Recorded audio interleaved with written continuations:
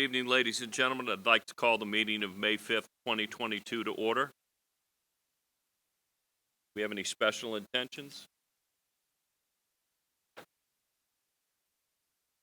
I don't know if anyone saw it, but in the paper today it was reported and in the news that Baton Rouge police officer Nick Poulier, I don't know if I'm saying that correct, was part of the ambush, I believe, back in 2016, and was wounded pretty seriously back then, passed away today. So let's please keep he and his family and all first responders in our prayer.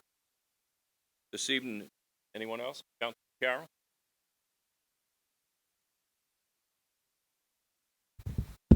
Thank you, Mr. President. I'd just like for all of us to keep in our prayers the people of Ukraine and all of even the people in Russia who are fighting, that conflict comes to an end, and that the men and the women, the children could come together as their family needs to be, and let's keep them in our prayers. Thank you. Thank you, Councilman. We have David Madden from Church of the King, who is going to do our prayer this evening. Thank you. Welcome. Yes, honored to be here. Why don't we bow our heads and pray? Father God, we thank you for our time together this evening. That we first of all want to say thank you. This is the day you've made, and we choose to rejoice and be glad in it. And we do come before you and bring our requests and our intentions, God. We do pray for the fallen first responder there in Baton Rouge. We pray comfort for his family, comfort for all the first responders and those affected. Your word says you're near to the brokenhearted, God, and so we pray that you would do that, and you would bless all first responders and family members and keep them safe across our region, nation, God. We do pray for those in Ukraine who are under tremendous strain and stress. We pray for protection and deliverance for them. And God, I just thank you.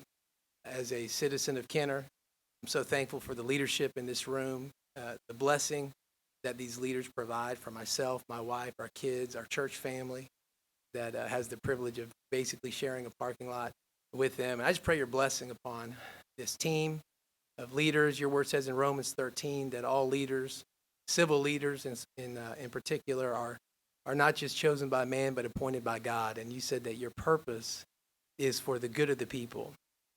And I pray that as issues are discussed, although there's many times differences of perspective and opinion, which can be healthy, I pray there would be unity of mission, and the mission would always be the good of the people, the great people of this city of Kenner. And so I pray your blessing upon our leaders and everyone here this evening. In Jesus' name, give us wisdom. Amen. Amen. Thank you. Chief Morris, would you lead us in the pledge? Allegiance to the flag of the United States of America, to the republic for which it stands, one nation, under God, indivisible, with liberty and justice for all. Thank you.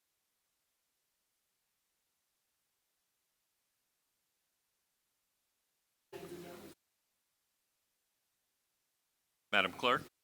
Yes, sir. You have a quorum.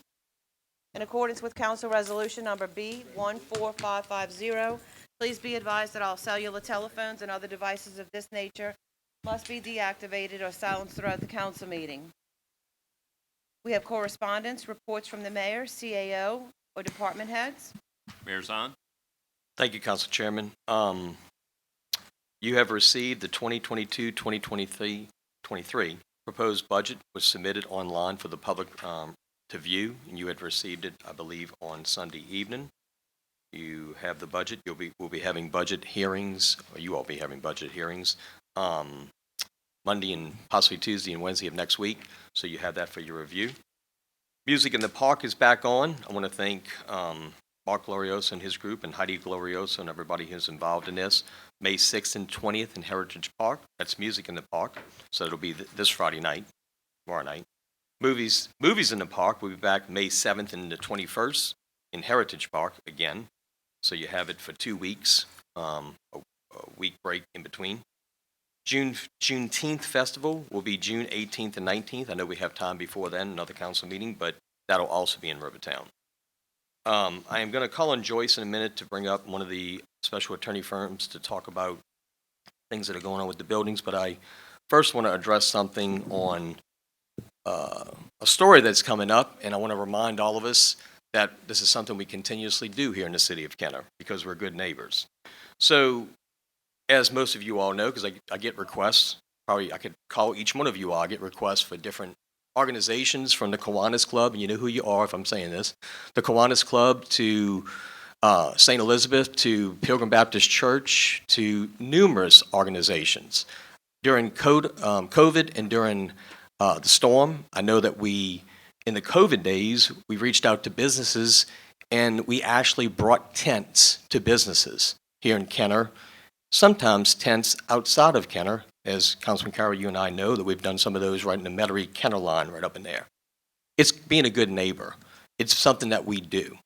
During COVID, we did something with Access Health, great organization here in this mall, which I believe they just moved out or they're getting ready to move out. But we actually gave them a gym during COVID, Woodward Gym, so that we could make sure that our constituents and surrounding neighbors had Access Health abilities. So all those things we've done with barricades, tables, and chairs has now become an issue when we do it with an actor, which is actually surprising because we did a lot with an actor that was here not too long ago before the world kind of ended with COVID and everything, which was Russell Crowe. We all remember that. I think we all remember this. I think Councilman Brannigan remembers that we actually had to send city workers out there to remove a sculpture at Chateau and Vintage.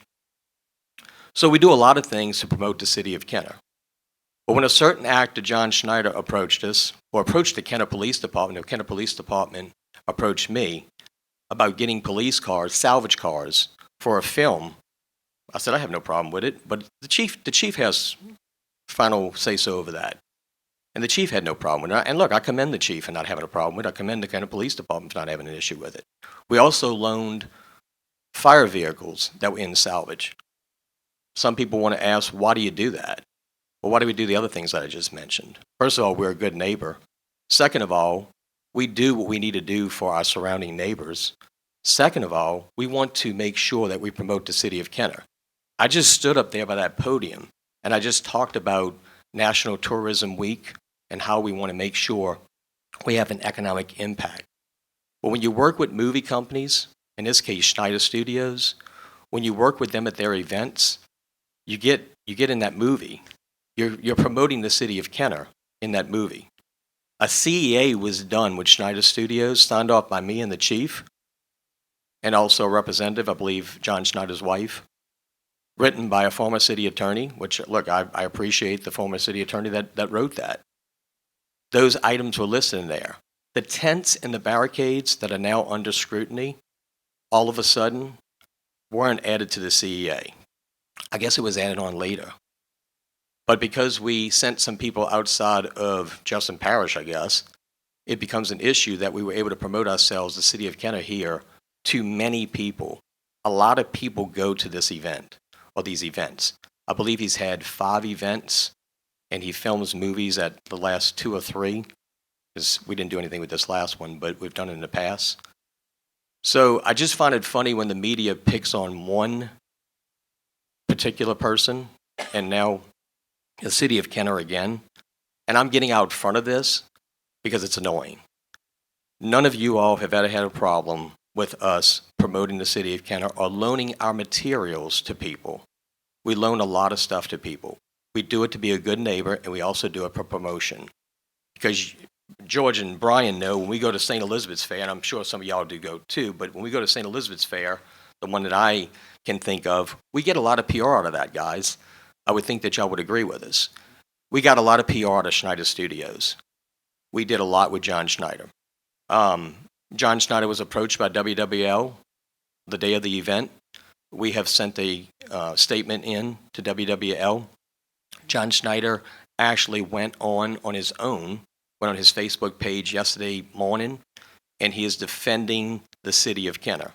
He's also defending my actions, which that's fine, I appreciate it, but he's defending the city of Kenner. So I think we all owe John Schneider a thank you, because he thanked us when we did what we did, and then I thanked him on behalf of all of us for promoting the city of Kenner, and now he's come back again and defended the city of Kenner.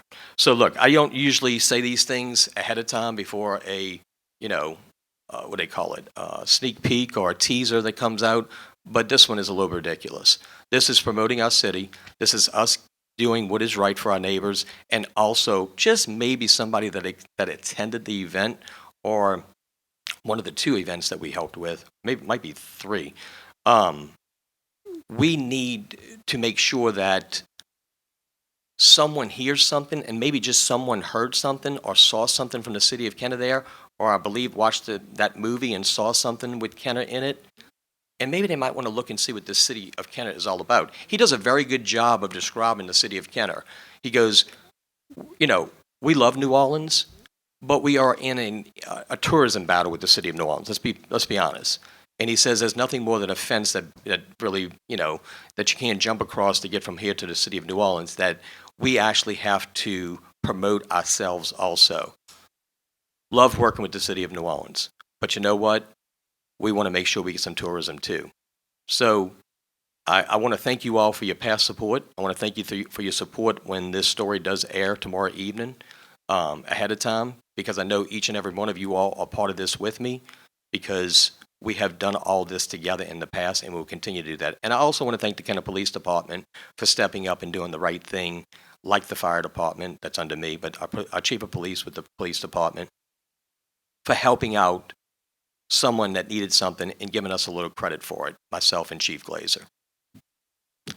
I'm going to turn it over to Joyce, unless any of y'all have questions about this. Appreciate your support. Joyce?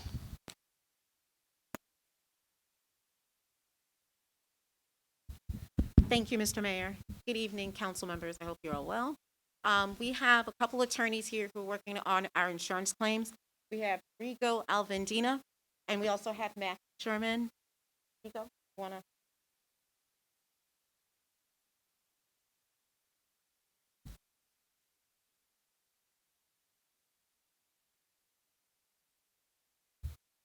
You would just state your name and the firm for the record, please. Sure.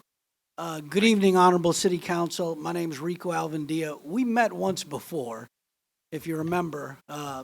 Quick introduction. I'm a retired Lieutenant Colonel, United States Army, born and raised in Kenner, proud to be. And we represented the city of Kenner in the national opioid litigation, if you remember. We represented about half the state of Louisiana, myself and my firm. And we were able to help bring that to a successful close for part of the case.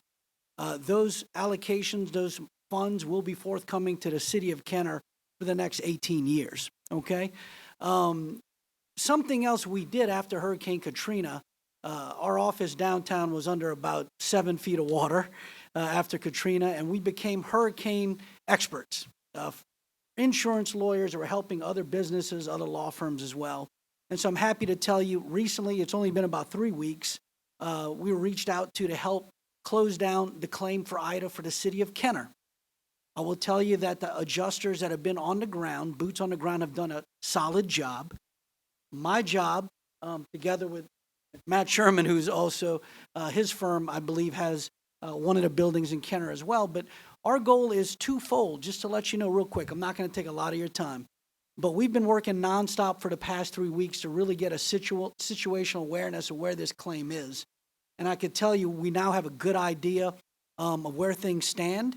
And there's 2 goals we have. Number 1, get you the money reimbursed that you've already spent on mitigation.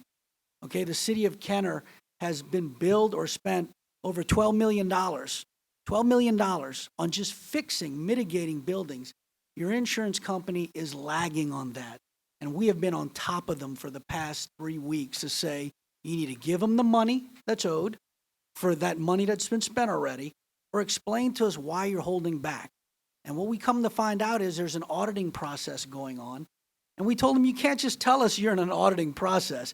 We want to know what are the deficiencies in the auditing process, okay? So that's that first bucket that we're accomplishing, is getting you the money that you've already spent or been reimbursed. Spent, or that you're being invoiced for, okay? The second bucket is establishing, really finalizing, what is your total damages. Every homeowner that we represent, we've represented hundreds of homeowners over the years. After Katrina, Isaac, Gustav, now Ida, they want to know 2 things. how much am I getting and when am I getting it, right? We are in a process of finalizing that for the city of Kenner. We believe that we are just a matter of a couple of weeks away from finalizing what the total amount is. We're in a process of negotiating with your insurance company, making sure that they are going to be on the ground over the next couple of weeks with our adjusters, looking at the buildings, looking at the damages that we see are there, and hopefully closing that delta of what they think is not damaged versus what we think are damaged. That's a lot of information at once, but I want to again thank the city council, thank the administration for bringing us on board. It is our belief, our hope, that we can get this claim brought to a conclusion in short order. It's something we've been doing since Katrina for the past 15 years. We did it for the New Orleans airport after Katrina. We did it for multiple hospitals, medical facilities, developments, you name it throughout the city.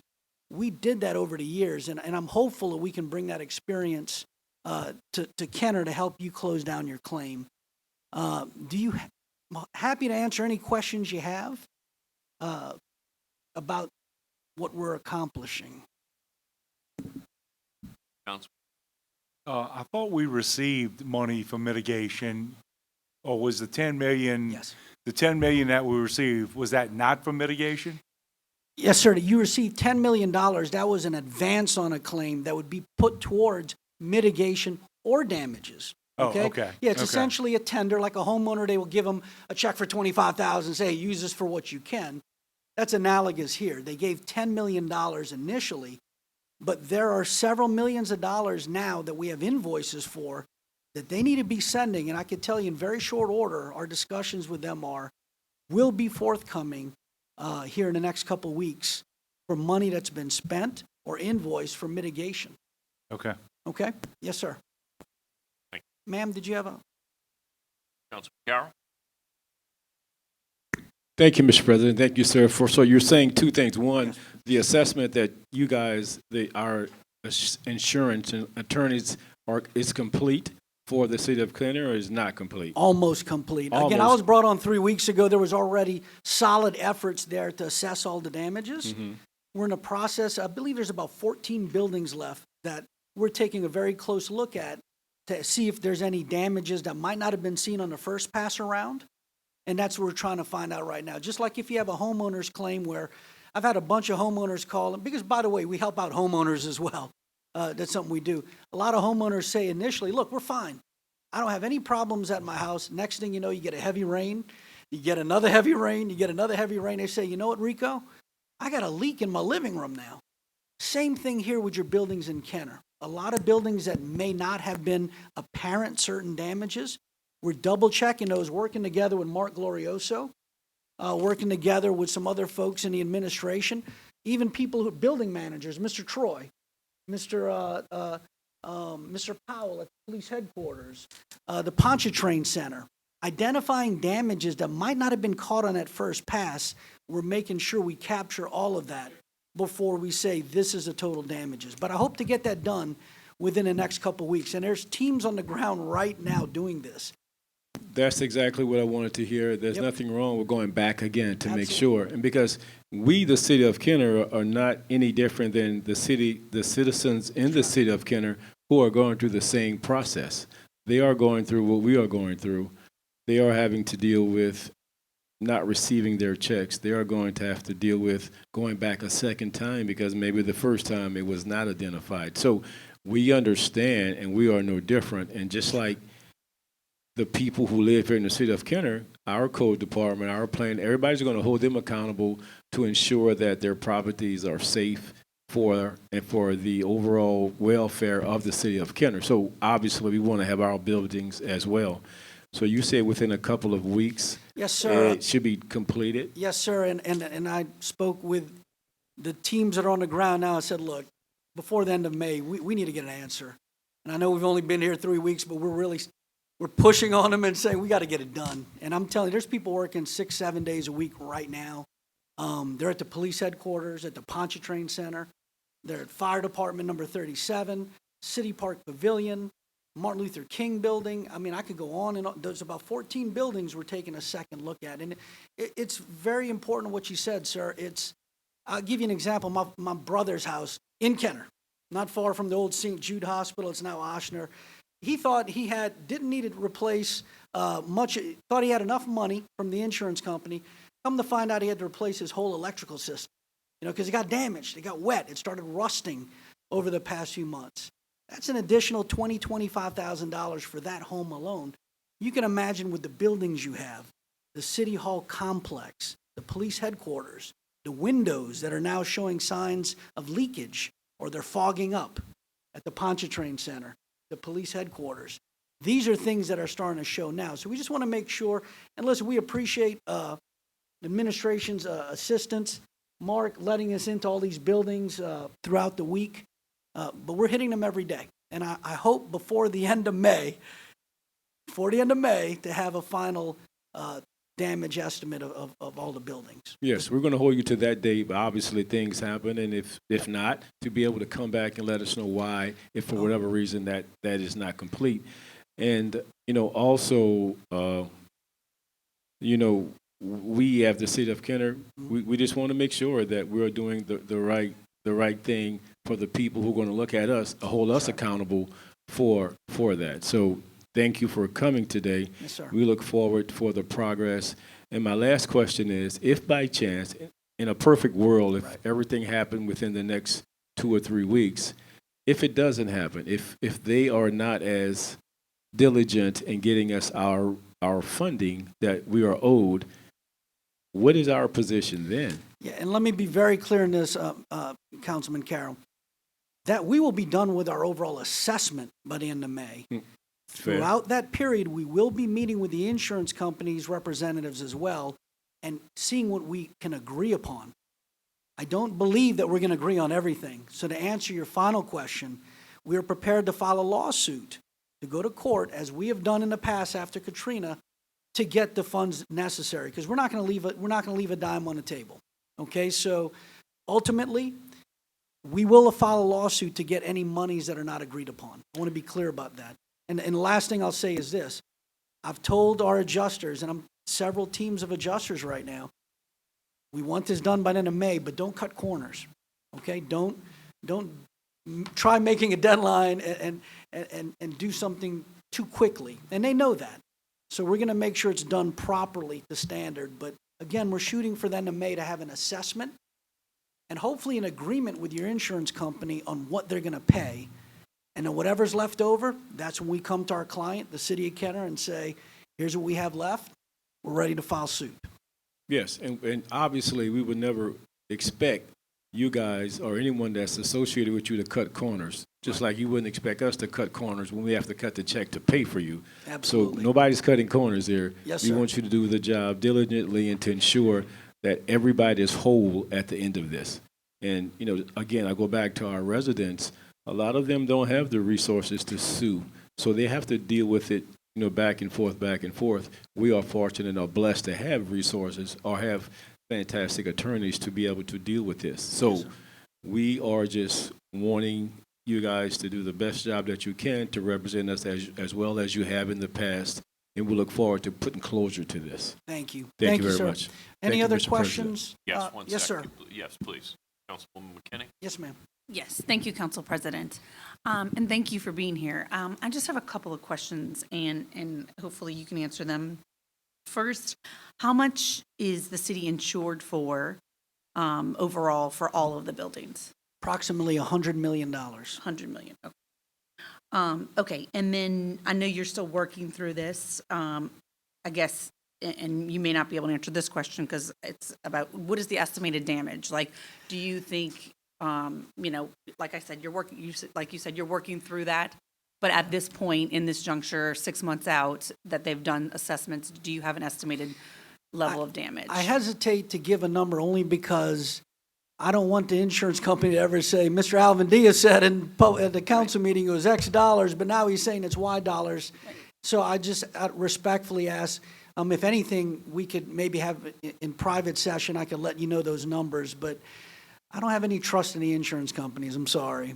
And I believe that We'll be able to present that number to you in short order and be accurate about it, but I don't want to put a number out there that can be used against the city of Kenner. Okay, I understand. Okay? Oh, and then also, so tomorrow, a couple of the council members are actually meeting to discuss City Hall and damage and, kind of going forward.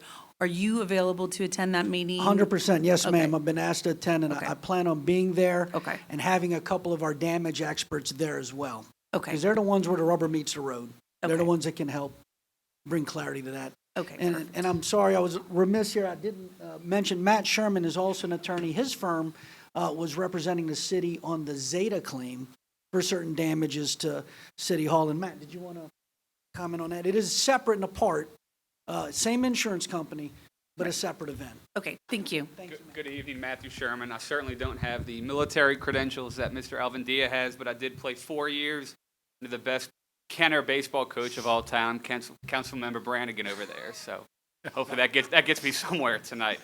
We've been handling the Zeta claims, which is only Building C for the city of Kenner. We are a little bit further along only because the storm happened first. So we are in active litigation.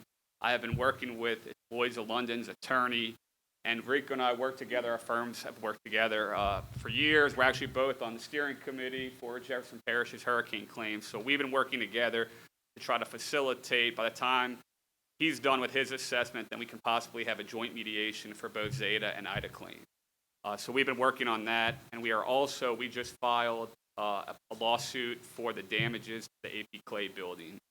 So the 1 year mark is May 16th, so we have interrupted that, and that case will move forward too. But you're in very good hands with Rico for the Ida claims, and we're hoping next week to have a response from Lloyd's of London's attorneys about whether or not they want to mediate jointly and when that will be. So I'll come back whenever you need. I'll be there tomorrow as well, and keep everybody updated. Thank you. Councilman Wilmot? I'm sorry, I just wanted to supplement. Thank you, Matt, for that. Mr. Councilman Carroll, we mentioned what we were prepared to do is file a lawsuit. Obviously, in every litigation, there's a thing called mediation, where we can come to the table with your insurance company and try resolving things. That would be a goal in that process, is to try settling the claim as soon as possible as well. Yeah, I mean, mediation is always the best. It costs us less money for you guys to get paid, Yes. and we can talk to them about getting the money that we need. So obviously, to talk to them without extending it is where we want to go. 100%. Thank you, sir. Yes, sir. Thank you. Hold on, men, please. Councilman Wilmot? Thank you, Mr. President. And you pretty much answered the questions that I had, but I'm going to throw them out there anyway. With Mr. Sherman, I think, came up and answered several of them. First off, these are both insurance claims we're dealing with, correct? It's not FEMA, it's insurance. Yes, sir. This is insurance. Okay. And then the storms that that are involved in these claims, it's Ida and Zeta. And then we also had a tornado, correct, with AP Clay? That's eight. AP Clay. So that's okay. That's the three things. That's it. So y'all going to wrap up all those, we hope. Brian. Yeah. That's our I mission. understand. Yes, sir. Very good. Well, I appreciate y'all's assistant help. Thank y'all. Thank you. All right. Thank you. Councilman Brannigan? Matt, I don't think your dad's going to like the statement you said earlier. Great athletes make coaches look great. Thank y'all. Thank you, man. Thank you. And I challenge you to finish it before the next hurricane claim that Kenner has to deal with. Mayor? That is it. Thank you. Thank you. Madam Clerk? Yes, sir. Under resolutions, motions, and other items from the floor, I've received a request to amend the agenda tonight at the request of the legal department to add an ordinance approving a cooperative endeavor agreement for a water sector program with the state of Louisiana for the Department of Public Works. This will be added as item 16J. Is there anyone in the audience wishing to object to amending the agenda? Please come forward. Seeing none, council members, please vote to amend the agenda to add item 16J. Councilman Wilmot, Yay. Carroll, Yay. Segura, Yay. Hayes, Yes. Brannigan, Yes. Brennan, Yes. McKinney. Yay. Motion passes 7-0 to amend the agenda. Under the consent agenda, I have item 1, approval of minutes, the regular council meeting of April 22nd, 2022. Item 2 is approval of alcoholic beverage permit applications. Item 2A is a resolution granting an alcoholic beverage permit to Celebracion Hispana de Kenner on August 6th, 2022 and August 7th, 2022 at 3808 Loyola Drive, being property owned by the city of Kenner.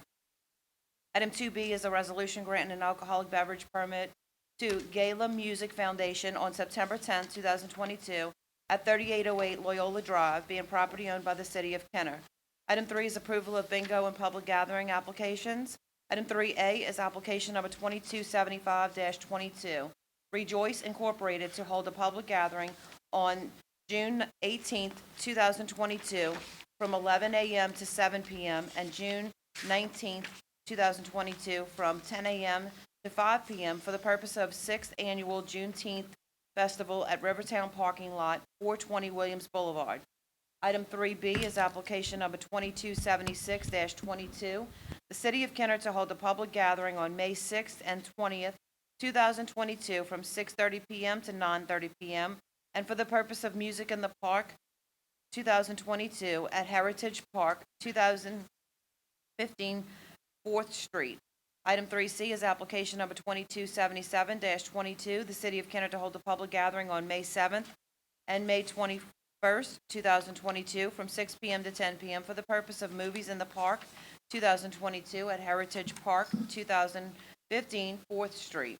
Item 3D is application number 2278-22, Driftwood Park Civic Association to hold a public gathering on May 14th, 2022 from 11 a.m. to 4 p.m.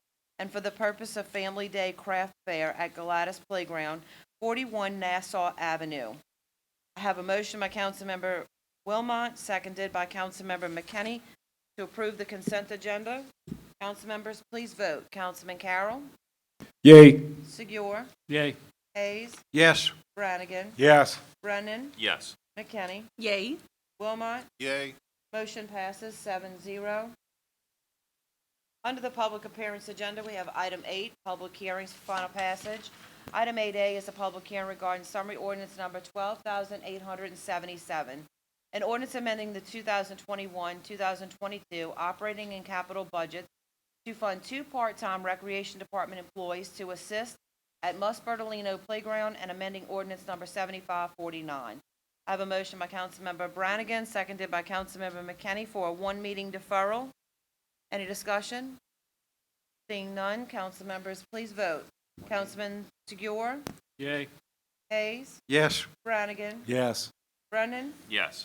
McKinney? Yay. Wilmot? Yay. Carroll? Yay. Motion passes 7-0. Item 8B is a public hearing regarding summary ordinance number 12,962. An ordinance levying the annual tax millage rate for the year 2022 totaling 17 71/100 mills on the dollar of the assessed valuation of all taxable property within the corporate limits of the City of Kenner, Louisiana on the 2022 tax roll. I have a motion by Councilmember Hayes, seconded by Councilmember Segura, to open the public hearing. Council members, please vote. Councilman Hayes? Yes. Brannigan? Yes. Brennan? Yes. McKinney? Yay. Wilmot? Yay. Carroll? Yay. Segura? Yay. Motion passes 7-0 to open your hearing. We're now in a public hearing. If there's anyone in the audience wishing to address the council, please come forward at this time. Mr. Morella? Al Morella, 4260 East Loyola Drive, 5th District, 50 years. I support this ordinance, and I want to say this, due to all the coverage we've been getting for the last 3 months about the fiscal irresponsibility going on down here, money mismanagement, what have you. These millages have been like this for quite some time, and as far as I'm concerned, this is good, sound fiscal policy to keep these millages at 17.17 mills, particularly now that we're going to be paying 7 additional mills to Jefferson Parish at the end of next year. And, you know, the ones that would be, anytime there's a millage increase staying on this issue, the ones that's impacted the most is the people who rent. Because right now, rents are 61% of people's salaries, just rent. 600,000 people in the state of Louisiana have no disposable income, none at all. So I support this 17.17, and I will be supporting it to keep it like this as long as we possibly can. Anybody got any comments, any questions? Thank you. Councilman McKinney had her hand up. Yes, we're actually at 17.71, so. Oh, 17.7, I'm sorry. Okay, I'm sorry, but it's been like that for quite some time, and, you know, I hope it stays like this for quite some time more. Anybody else? Thank you, Mr. Thank you. Ms. Alessandro?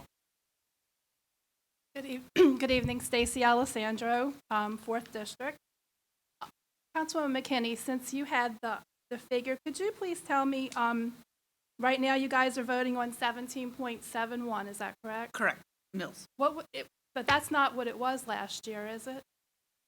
No, last year was actually 17.17. That's why I clarified with, yes. So it's actually gone up a little bit. In general, I'm in favor of the millages, but I am not in favor of one of them.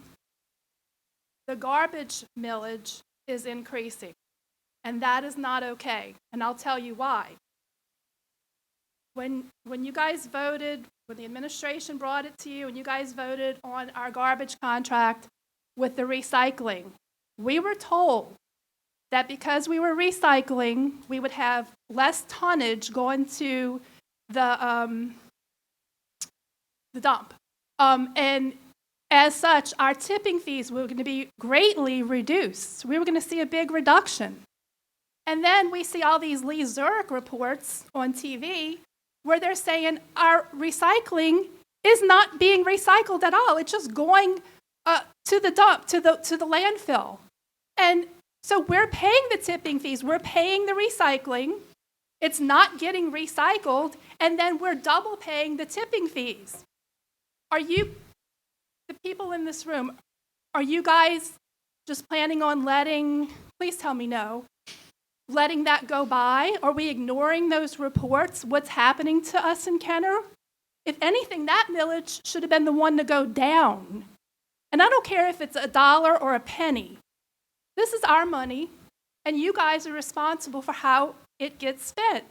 And this is not okay. So I would ask that y'all please discuss that issue, if you would like, and then do something accordingly. This is not okay. Just because there hasn't been a big uproar yet, a lot of people have been distracted with other things happening in Kenner, and they haven't had time to focus their attention on this. But this recycling fiasco is costing the citizens of Kenner over $500,000 a year for a service we're not getting. And in these times, how can anybody just afford to let $500,000 fly out the window every year? We're being fleeced, it feels like. So, that's all I have to say about that. Thank you. Thank you.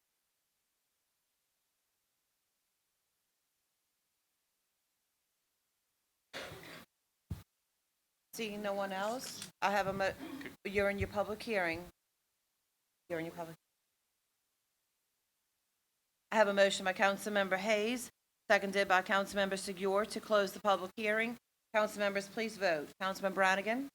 Yes. Brennan? Yes. McKinney? Yes. Wilmot? Yes. Carroll? Yay. Segura? Yay.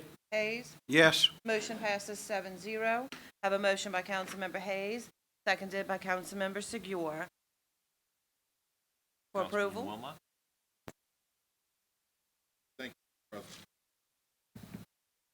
Thank you, Mr. President. I'm not quite sure who would answer these questions, but I would guess Ms. Herring would have an inclination as to what Ms. Alessandro just mentioned, and I think that's a fair question. We have a difference. Last year, apparently, there was 17.17 last year. Now we got 17.71 mil. we have an increase of 0.54. That's the first question, if somebody can answer that. Back in April, I think it was April 24th of 2021, the council approved an election to go before the people to possibly increase the millage. So these rates are the rates that the people voted and passed on. So that's what the increase is for each of them. So sewer, garbage, and fire were the three that went before the people. So that's why garbage is part of the increase. So the garbage that's reflected in the legislation, that has been approved by the, Yes, all of these have. okay. So the 0.54 increase from last year is a part of that legislation that was voted on by the, Yes. that's all I have. Thank you. Thank you, Councilwoman McKinney. Yes, and I guess there's one point of clarification. When they voted on a renewal, so it was rolling. So in the past, the tax rates, the 17.71 had been rolled back. So the upper level is currently 17.17 mils. So previously it was 17 17 mils, and that was rolled back. So we can do the upper limit. So it was a renewal. The council did not, it wasn't vote, the public did not vote on an increase. They voted on a renewal, but the council has the ability to move to that level, right? So there is ability to roll back as well. I do, there is a concern from citizens that have expressed an interest or a concern that it's about a 3% increase. So every household, if you're, and it depends on your assessed value. So, or it's not that assessed values have changed, but because that change happened last year.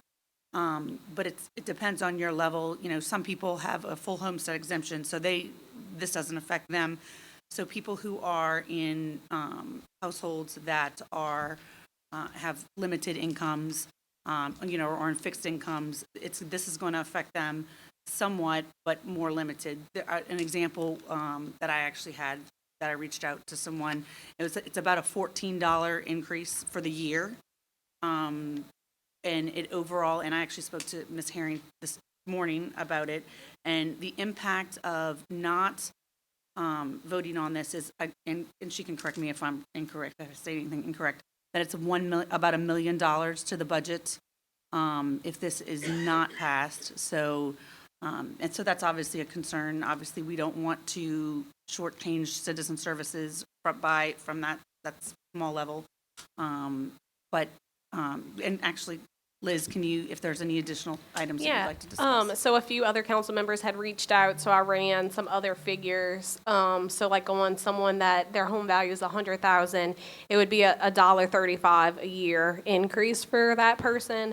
And then upward of the $500,000 home, it would be about $23 of an increase.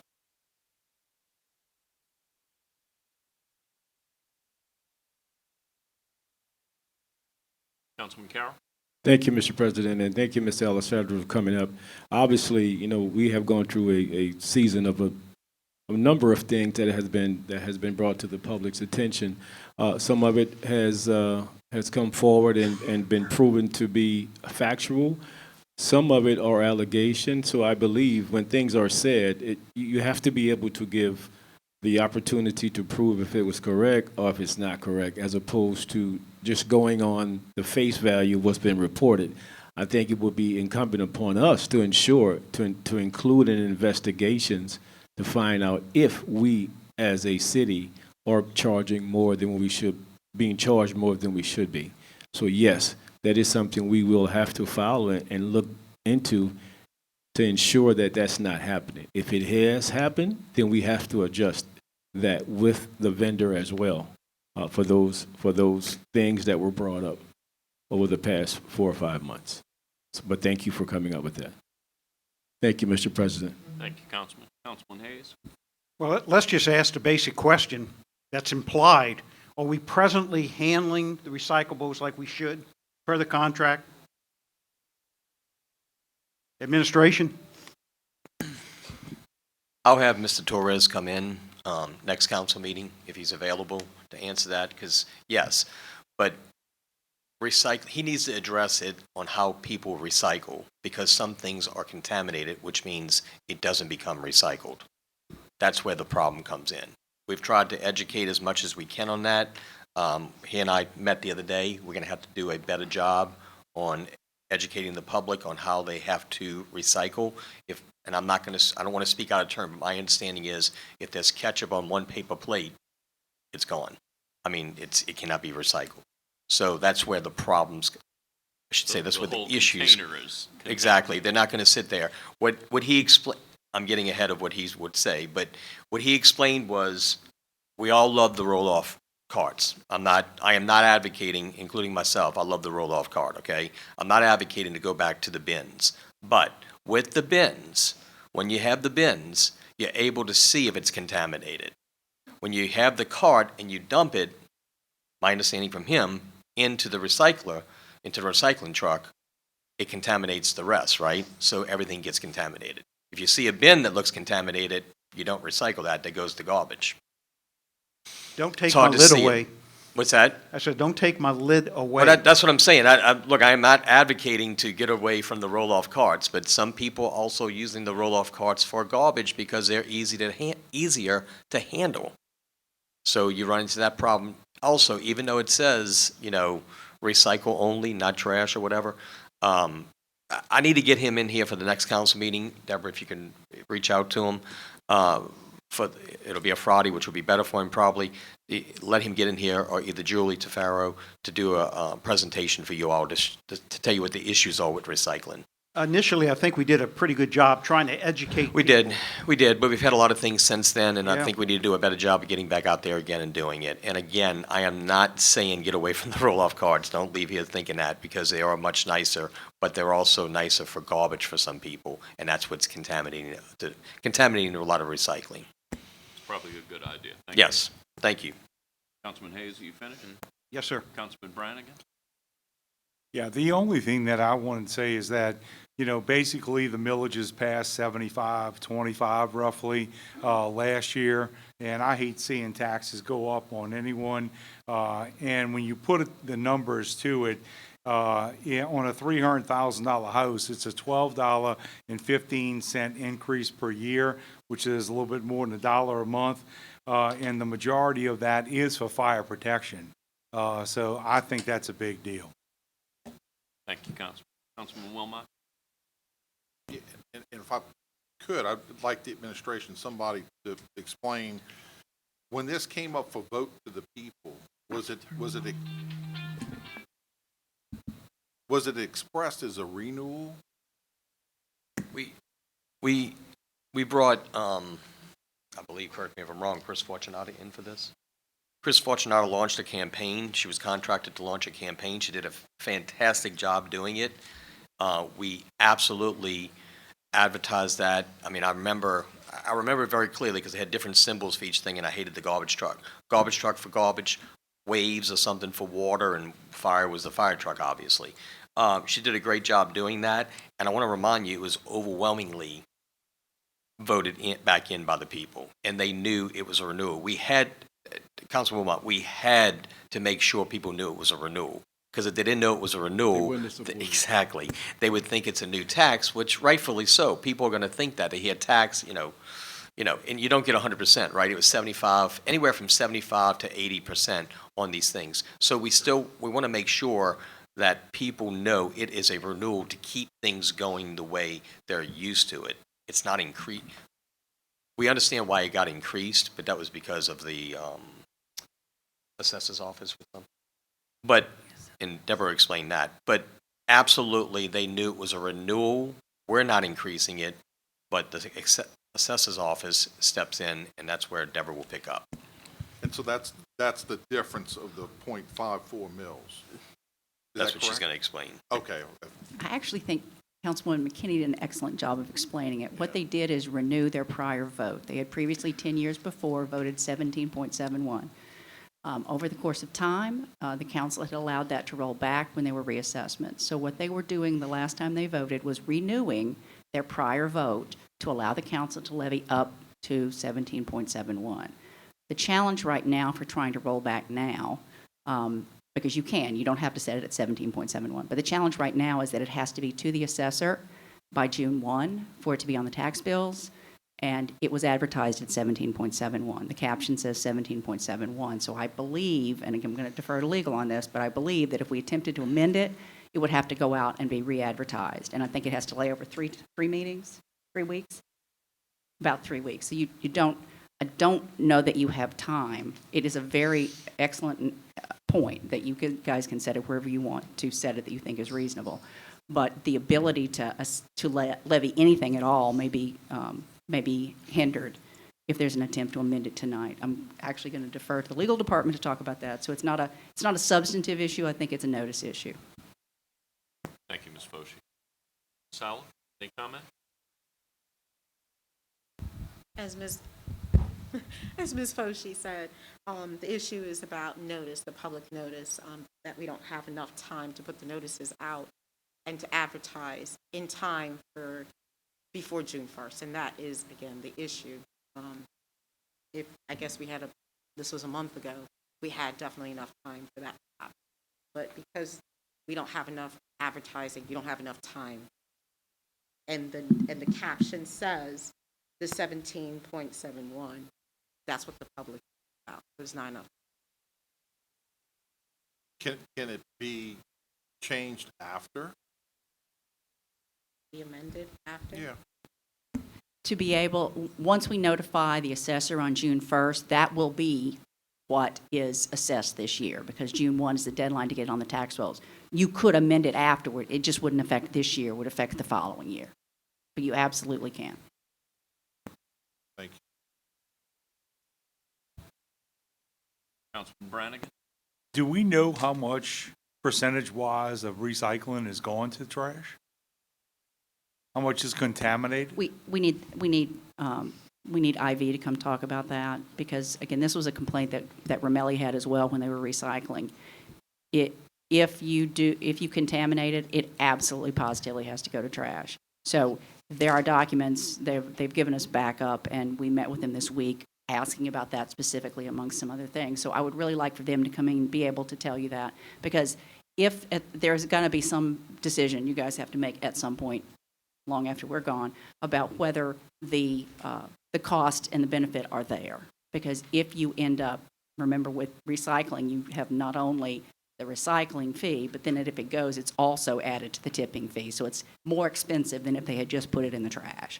So I think what you really need is to hear from them and their assessment and their proposal about what needs to be done and doesn't need to be done. I, like Councilman Hayes, love the top, but when they dump my can, they may not be able to see if I have a peanut butter and jelly sandwich at the bottom. So there's some issues associated. But again, if we could have Sidney Torres to come to the next meeting and talk about it, he's got a lot more detail than we would have. Yeah, because if you have a pizza box and one person's can, and it goes, and the whole truck is then going to the dump instead of to the recycling place, that's a problem. The other thing that, the city's paying for 22,000 fees on recycling, and we got about 7,000 people doing it. So we have to find out how much we're paying in tipping fees based on the percentage. I mean, I know that stuff's light, but you start dumping trucks of it. You got some tons there. So we need to determine whether it's even viable to keep it in place. We'll ask Mr. Torres to be able to give you the actual details on that. Okay, thank you. Thank you, Councilman. Councilman Carroll? Yeah, thank you, Mr. President. And, obviously all these questions that we are bringing up, and obviously we're going to have to address this in the future after this. I will be supporting this because all of the priorities I think that are more important moving on than going back. That, to me, that's more important. And to agree with the mayor, Ms. Fortunato did a fantastic job. It was clear that it was a renewal. Nobody that I spoke to thought that we were trying to be evasive. everybody understood what it was, and it was evident by the vote, which was 75-25. So everyone who voted understood, and there are some people who just will never vote for a quote-unquote tax increase. That's just how they are made. So we have to be able to weigh what we are paying and what we are getting. And I think it's important. Most people understand that, and I believe we did the right thing as a community.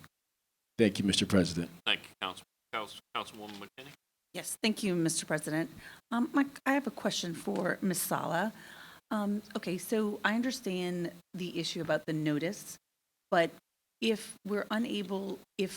something is noticed at a certain level for 2 meetings, does that mean that we could never have the right to amend any ordinance if it's not properly noticed in the way that it is?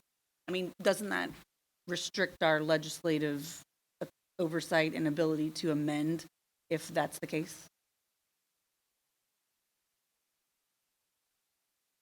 You have to comply with open meetings law, and that the public has to have ample notice. And there's certain things, i.e.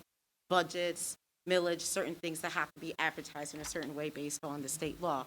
But if you're talking about in just general stuff, you can amend, but you still have to follow the open meetings and making sure that certain things are published timely, and that there's a time for a hearing, and that the public has notice to appear for the exact thing that's being voted on. So if you're doing a caption, if it's misleading as to what they're coming for, then they don't have an opportunity to be heard, an opportunity to be present. And I'm hoping that answers your question. Right, but doesn't that also impede their ability to have an impact on the said legislation? Because if they're against the legislation or they want the legislation to be amended, what they say doesn't matter because we can't even do anything about it. If you're talking about this particular one, it was up for vote. It was, right, it but was they an can't, election. Are you talking about in general or? Well, right, but like, I mean, there were public comments that said, there are concerns with some of the millages or with some of the levels. She's coming here. She couldn't have spoken in public any earlier because this was only up for public hearing right now. So, and we're restricted by time. So I guess I just want to understand, given the time constraints the public really isn't given the ability. They could talk on it, but we aren't given the ability to respond to the public because we can't make that change. Is that a correct assessment? I would say, so here's the thing, because it's about this particular thing, which was given already to the people and they voted on it, and that had an opportunity to go to an election, and it sounds like a majority of the people voted on it, what you all decide to do today regarding what you decide to vote is up to you. But in terms of people having time, I think this is a wrong example because they had an opportunity to vote and all that. But if you're talking about something not in this, I think there's an opportunity for them to be heard if you had time. But because this is millage and there's a time set by the state, unfortunately, you're stuck in this period. But people did have an opportunity that was up for vote. This has been going on. So I think in this particular circumstance, unfortunately, a majority of Kenner citizens voted for this. And I guess it's up to you all as council on what you're going to vote on today. Okay, thank you.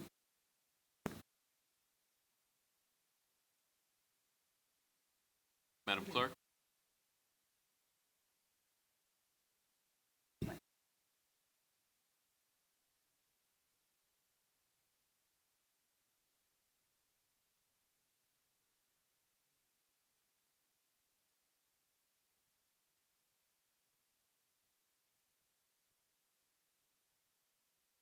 I have a motion by Councilmember Hayes, seconded by Councilmember Segura to approve. Council members, please vote. Councilman Brennan? Yes. McKinney? Yes. Wilmot? Yay. Carroll? Yay. Segura? Yay. Hayes? Yes. Brannigan? Yes. Motion passes 7-0. Item 9 is ordinances for the sale, purchase, transfer, lease, and/or alienation of a movable property. We have none. Item 10 is opening of bids. We have none. Item 11 is reclassification of zoning for final passage. We have none. Item 12 is other ordinances for final passage. Item 12A is summary ordinance number 12,970. An ordinance approving a street name change from Minden Avenue between 3rd Street and the Mississippi River Levee in Hanson Place subdivision, Kenner Jefferson Parish, Louisiana, from the existing street name of Minden Avenue to the proposed street name of Center Street. I have a motion by Councilmember Carroll, seconded by Councilmember McKinney. Mr. Morella? Al Morella, 4260 East Loyola Drive, 5th District, 50 years. I want to direct this to you, Councilman Carroll, since this is your district. I'd like you to elaborate a little bit on why we are changing the name of this street. What is the purpose of this?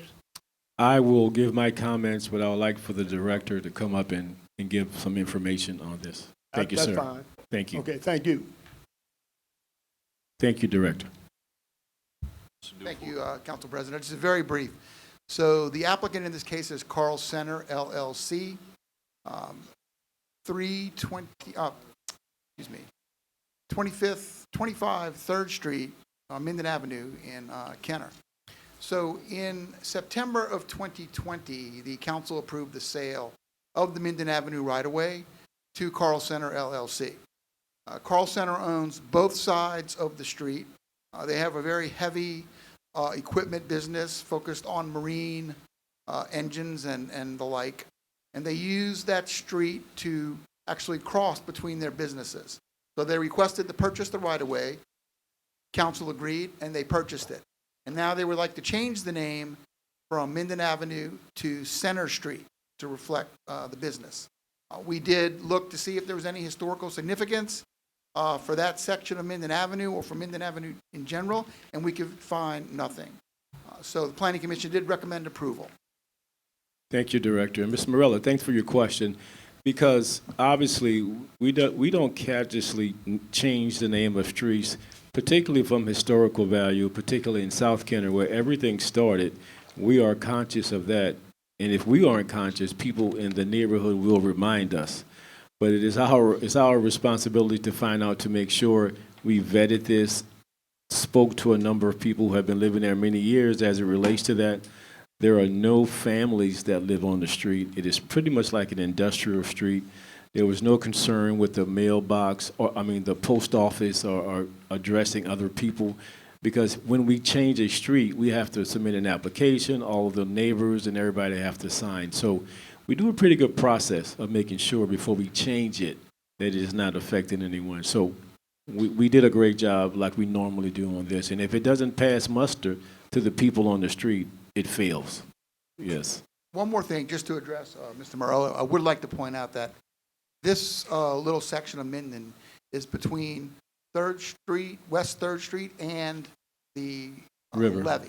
Yeah. So there is nothing, really no reason for anyone to be going down that street who doesn't have business with Carl Center. Yes, and before we sold the street, we did a good assessment to ensure that there would never be, and if we have to get on that street, we, be the city of Kenner or Jefferson or the state or whomever, we have the right to get on the street to address any structural infrastructure or anything else on that street. I just wanted to thank you guys. Very thorough explanation. Thank you again. Thank you, sir. Thank you, Mr. Morrell. Thank you, Mr. President. Thank you, Director. Councilman Hayes? Yes, I just want to say this is a major international company. It's an enclosed street. We need more companies like this, so hopefully this will be done. Again, this is an asset to the city of Kenner, believe me.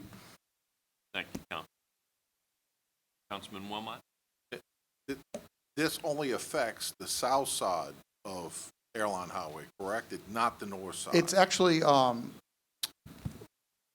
Street. I think it's still west. It might be Reverend Richard Wilson. I don't remember the exact, but it's between Reverend Richard Wilson and the levee. So it's one block. And as the councilman pointed out, when we sold the street to them, we were very careful to make sure that we put in the ordinance that they have to preserve access to all the utilities under that street. Now, granted, they are the only business that entity that uses the utilities, but those utilities are still owned by the city, and if they would need to be repaired, they would have access to those facilities. They will not be building anything. They strictly use it in order to move heavy equipment from one side to the other. And I think that by renaming this street, it actually helps an issue I'm thinking of, because in the past, we had 18-wheelers going down Minden Street that were in a neighborhood. So this will classify that part of Minden as having a separate, correct. different name. And I think the 18-wheelers will hopefully go to the right area as opposed to the Minden Street where there's residential, where there's been problems with taking out electric lines and so forth, which is a big problem. So Minden this'll help Avenue that. does not carry to the north across Reverend Richard Wilson. It's like maybe 30 feet. And then it picks up on by airline. So there's actually a gap between that part of Minden and the part that most people are familiar with. And so this is a very, very small street. It really only affects Carl Center. Perfect. Thank you for that explanation. Thank you. Thank you, Councilman. Councilman Carroll? Yeah, thank you, Mr. President. Just to clear some things up, just to be sure, everyone, Minden Street, it is Reverend Richard Wilson. It was prior to that 3rd Street, prior to that River Road, depending on how far you go back. So it could be called either name, but it is only from Reverend Richard Wilson now to the levee. I don't know how an 18-wheeler could even go down that street, even in the past. I don't know how that could have happened, but I don't remember that ever happening. But for now, the street is strictly for this company. And, you know, obviously we can appreciate companies that come in and support the city, but we can never forget the people who live in the neighborhood in the street. So even though they could be a $1 billion company, it doesn't matter. We're going to vet them the same way to ensure the quality of life for the people are always priority. So thank you for your work. Thank you, Mr. President. Thank you, Councilman. Madam Clerk? Yes, sir. Council members, please vote. Councilman McKinney? Yay. Wilmot? Yay. Carroll? Yay. Segura? Yay. Hayes? Yes. Brannigan? Yes. Brennan? Yes. Motion passes 7-0. Item 13 is resolutions and motions by council members. Item 13A is a resolution authorizing the appointment of a non-Jefferson Parish resident to the Kenner Municipal Fire and Police Civil Service Board by election of the civil service members of the Kenner Police Department. I have a motion by Councilmember Brennan, seconded by Councilmember Brannigan. Mr. Morella? Al Morella, 4260 East Loyola Drive, 5th District, 50 years. My question is simply this for A and B. Do we have any non-Jefferson Parish residents sitting on that board now? How many do we have on the board now? Or is this going to be potentially just one? It's not a non-Jefferson Parish resident? How many do we have now? That's my question. I believe there's a representative here from the Civil Service Department, if I'm not mistaken, Mr. Chairman. Is there someone here from the civil service?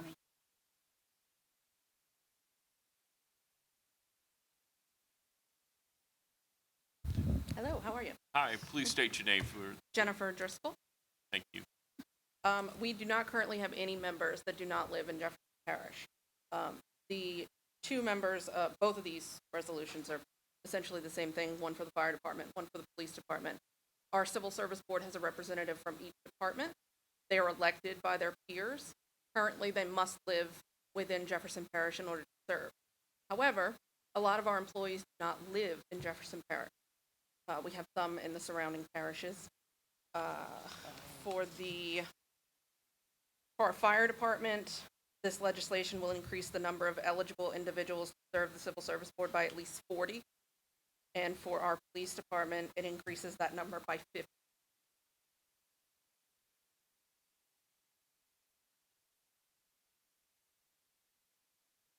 Councilman Segura?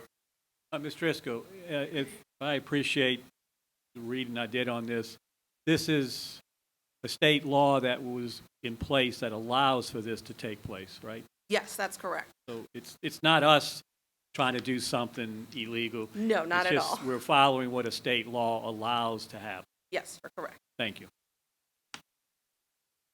And in closing, Councilman Brannon, I just want to say, since if that's the case, since that is the case, and I'm not saying y'all not doing anything illegally, Councilman Segura just he just elaborated on that. But I oppose both these resolutions simply because Everybody else on that board is a resident of Jefferson Parish.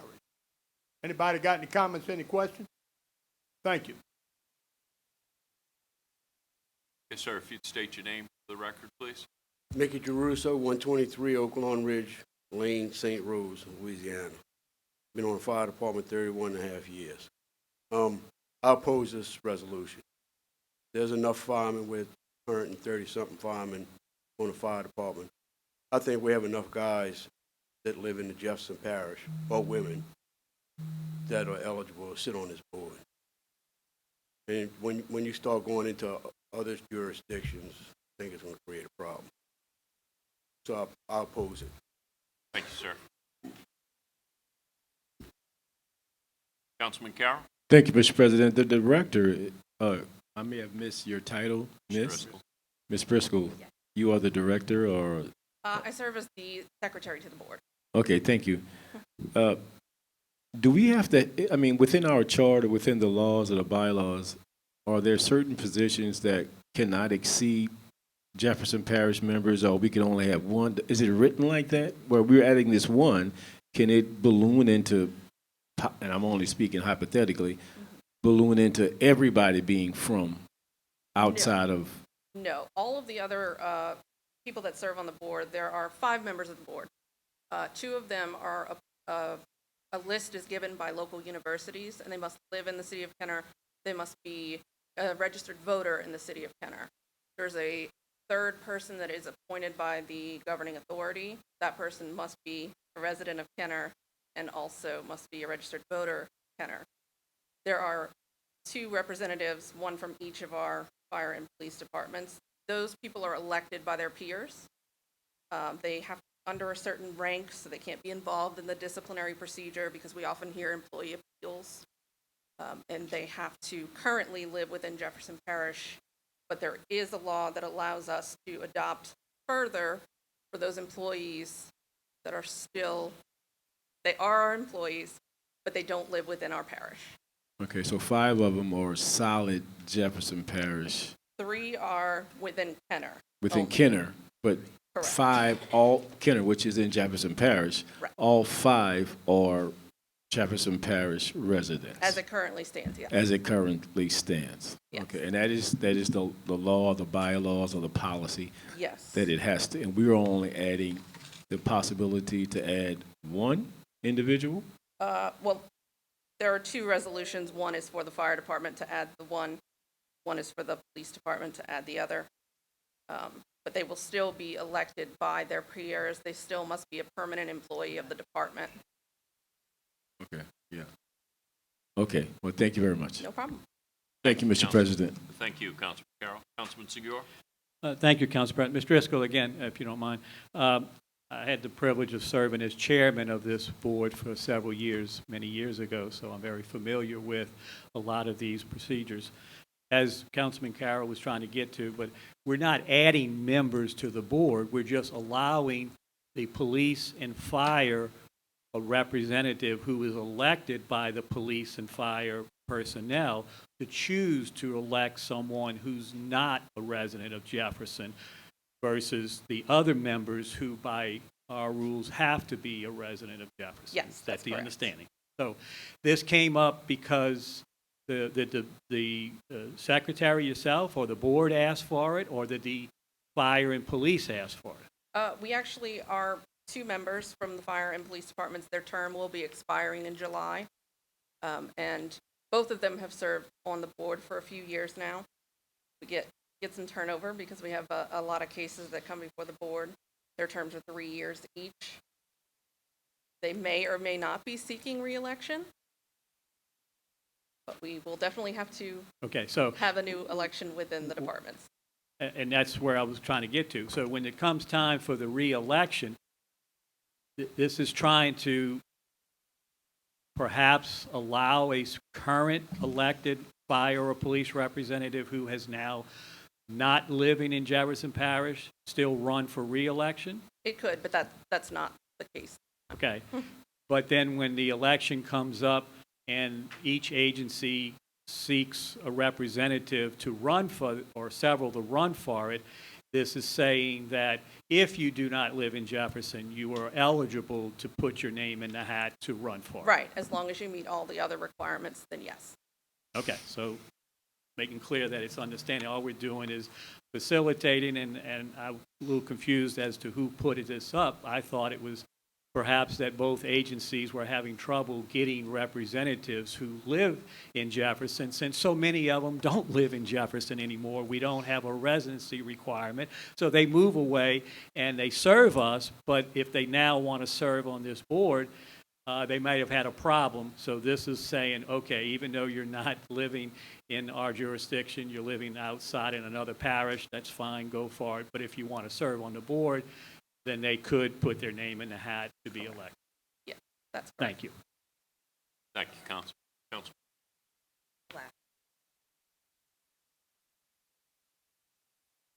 Ms. Alessandra? Don't go too far, Ms. Driscoll, probably, I would. Exactly right. Stacy Alessandro, 4th District. I just had a question, if you don't mind. So, how are these nominees elected? Do they just nominate themselves to go into the hat? Excuse me. Ms. Driscoll, do you mind stepping back up here? And Ms. Alessandro, please talk into the microphone. I know you're trying not to have your back turned. Yes, they can nominate themselves, or they are nominated by their peers. And you said that when the question was posed, is this maybe to help somebody already on the board to be reelected? Maybe they've moved out, and you said that's not the case this time. So thank you. So that makes me feel, it seems like, so then there is somebody, you know what the case is for this time, and there's somebody specific that we're, why, I guess why now are we bringing this up? Is there somebody specific that, no, it's just in general? Okay. Okay, thank you. I'm against this. I mean, it's not even just saying that the resident doesn't have to live in Kenner. It's saying they don't even have to live in Jefferson Parish. I mean, I think there's probably plenty enough men and women on the fire and the police department that actually have a vested interest in the city.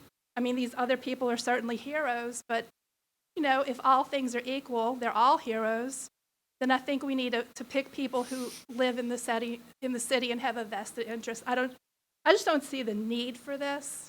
And then, in the future, if there was some kind of special case, some kind of person that maybe the fire department or the police department really wanted, I think they could come to us and we could vote on it at that time. But right now, if there's no specific reason for this, then I say, why do it? I don't think so. Thank you. Thank you. Madam Clerk? Yes, sir.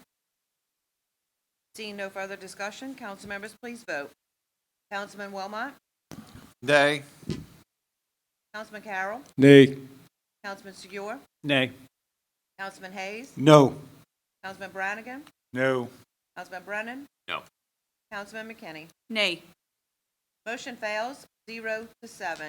All council members are opposed.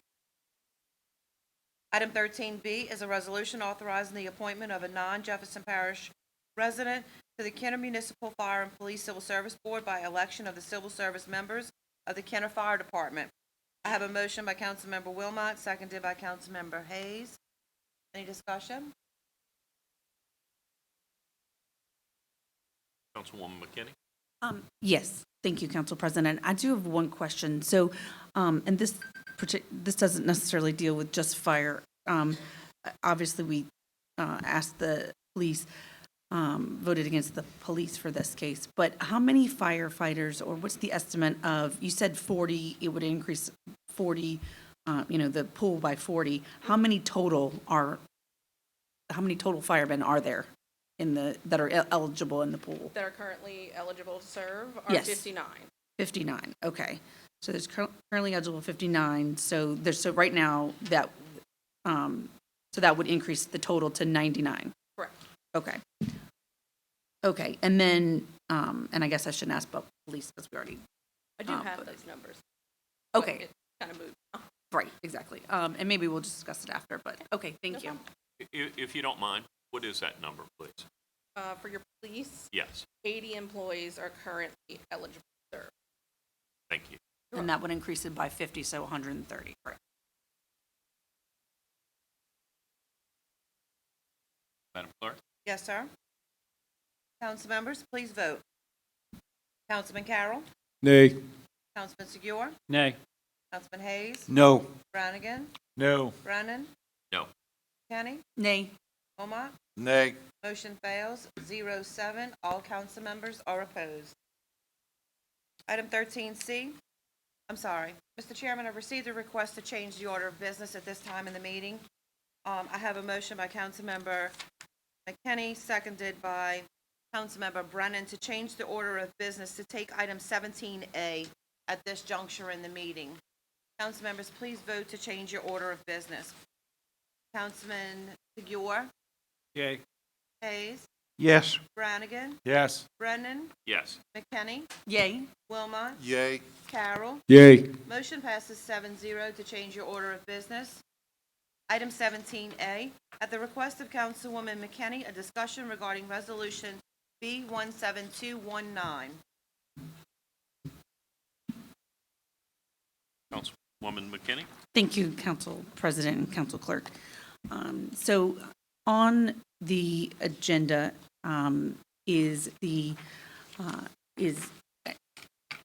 legislation appointing the selection of counsel that to assist in the investigation that we voted by resolution on February 3rd, resolution number B172219, that was unanimously adopted, that had to deal with the questions of disaster pay to certain employees that was in violation of disaster pay policy, purchases, expenditures of funds related to the City of Kenner's response to and recovery from Hurricane Ida.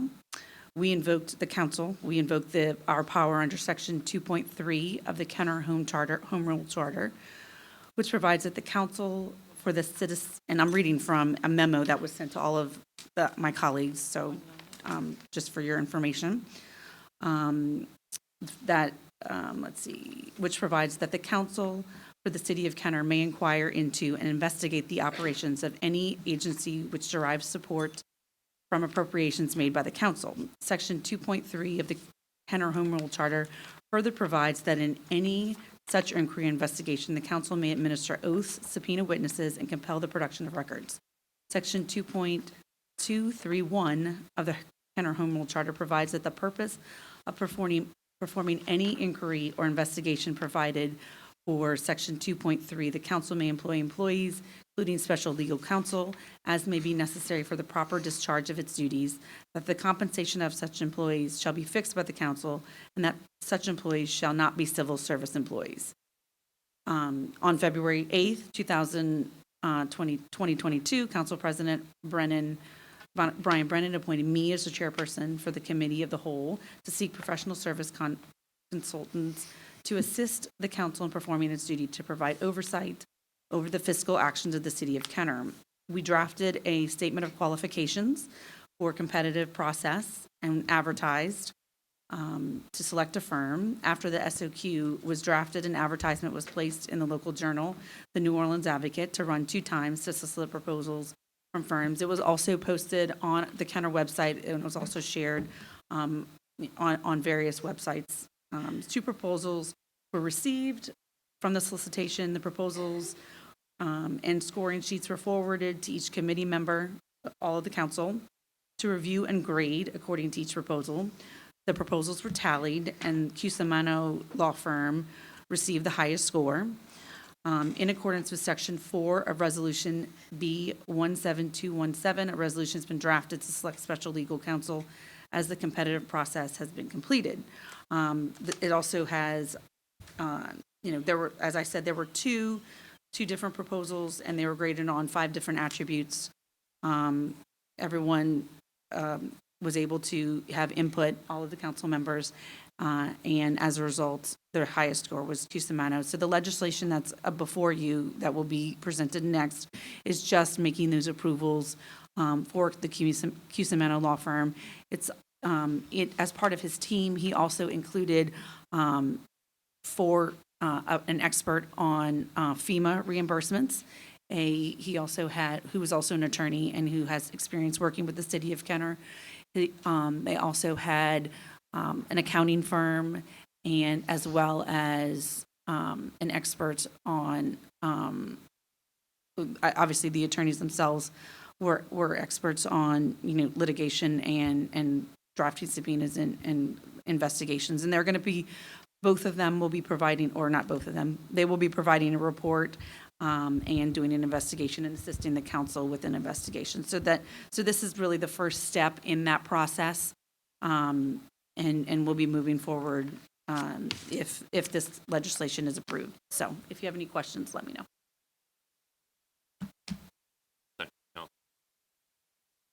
Madam Clerk? Yes, sir. Item 13C is a resolution selecting and appointing Cusimano Law Firm as the special legal counsel to assist the council in performing its duties to provide oversight over the fiscal actions of the city of Kenner. I have a motion by Councilmember McKinney, seconded by Councilmember Brennan. Mr. Morella? Al Morella, 4260 East Loyola Drive, 5th District, 50 years. One question. I want to know what the cost of this contract is going to be, whether it be by the hour or whether it be one flat fee or whatever. I'd like to know the cost of this contract. Yes. Thank you, Mr. Morella. So that is still being negotiated, but it's going to be based on a time and material. It'll more than likely be based on a time and material contract, based on which is going to be based off of state rates. So the different rates for senior counsel, and then the lower junior counsel, and so on and so forth. That's in accordance with the senior rates or the state rates. One more question, Councilwoman McKinney. I'm sure you'll get those figures between now and the next meeting, or maybe meeting after. But whenever you get those figures, I'd appreciate it if you could go on the record and tell the people in this room and the people viewing this replay of this meeting exactly how much that contract's going to be. Yeah, and actually that contract will have to be approved by the council. So right. obviously, as soon as you can release those figures, we want them. Yes, absolutely. Anybody got any comments, any questions? Thank you. Mr. Taft? Greg Taft, 5th District. I have a couple things I want to bring up on this. One is, who is going to be accountable? Who's this law firm accountable to? Does it mean that all of the council members get to ask them questions, or is it the council president that's going to be the one that gives them the direction? Because too many hands in the pot makes confusion. But I'd like to know who is going to be the one that this firm would actually be taking direction from, and what it is that we want done. The other thing is on the expenses. Who is going to be accountable for making sure that we're being charged for the right number of hours and time, and for the material that they have to use? Because as we have found out in many instances, we sometimes get overcharged because we don't have anybody accountable to make sure what we're getting is what we're paying for. Then the other thing is, who on the council is going to audit these expenses to make sure they're correct? Because if you're hiring this person, you're hiring this firm, so this is the council's firm. This is not the administration's firm. This is your firm. So you have to set up the guideline, I would think, of who is going to be doing what with them, who's the one that's going to be directing what they're going to be doing, so that they're not going in 50 different directions. But again, accountable for their time and how much we're spending, and then evaluating the information they're giving us. Because that's another thing that attorneys have a good way of twisting, turning, and making things sound one way when it really is something else. And if you're hiring this firm, you have, whoever is going to be responsible for the authentication of what this firm is telling us, then we have to know, that it is exactly what it is that we wanted, and that is true. So I don't know who's going to be doing the audits, who's going to be doing the checking, but I think that is something that if this council hasn't already thought about it, you might want to give some of these things some consideration, because it ain't a matter of just hiring an attorney. I've worked with attorneys before, and if you don't keep a thumb on them, you can get charged for a lot of things that you shouldn't be charged for. So I'm just telling you that, and it's something that I think y'all should, since you're answering to me as a citizen, because you kind of work for me, that I can lay my head on my pillow knowing that y'all have it under control. That's all I have. Thank you. Yes, thank you, Mr. Teff. Thank you for that question. And as the chair of this this committee of the whole, I'm the primary point person, and I'm also going to be, so I will work with Councilman Brennan, who's also authorized by our legislation to sign the contract. I'll work very closely with him. Luckily, I'm a cost controller. That was my previous job.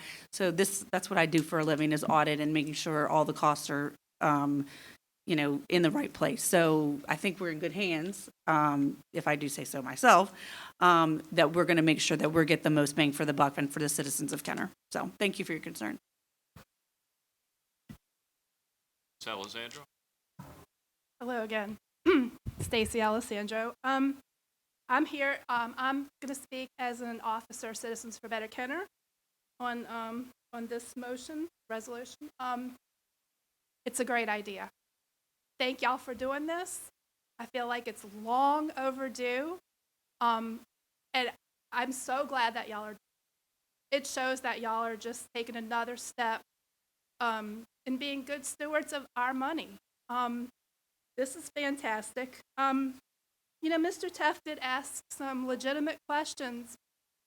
However, how come none of those questions have ever been asked in the entire decade that I've been coming to these council meetings about any other contract with a legal firm?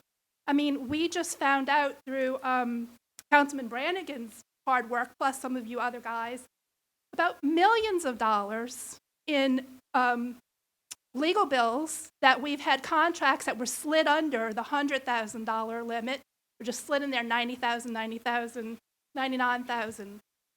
Millions of dollars spent on legal fees that have never been questioned. Never.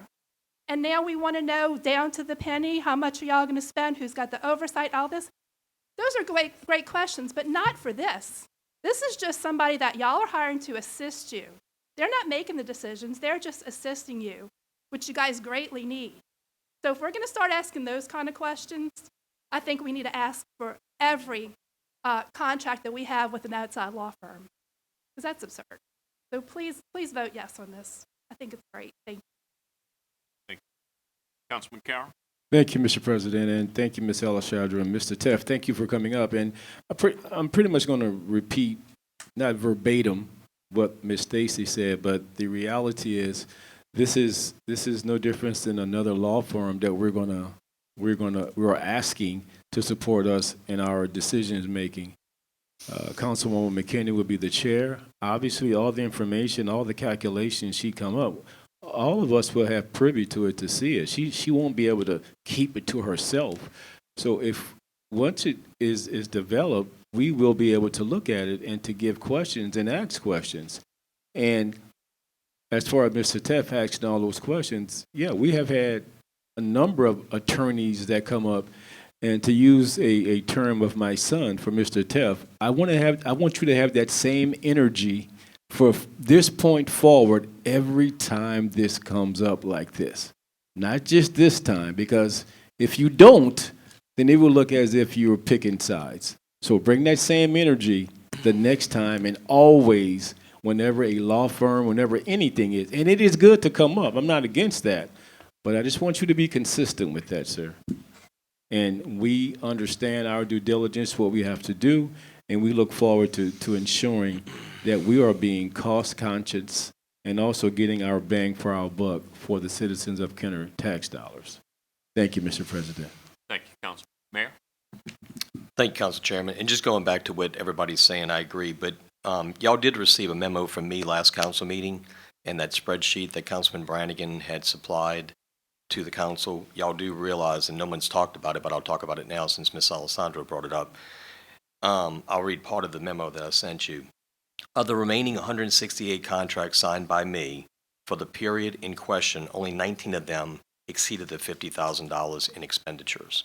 And there's more to that memo, and you all have read that memo. So just for the record, while we're setting all these other records straight and asking for everybody to be, consistent with everything, let's talk about my memo that I brought to y'all. 19 is what we're talking about. Thank you. Thank you, Mayor.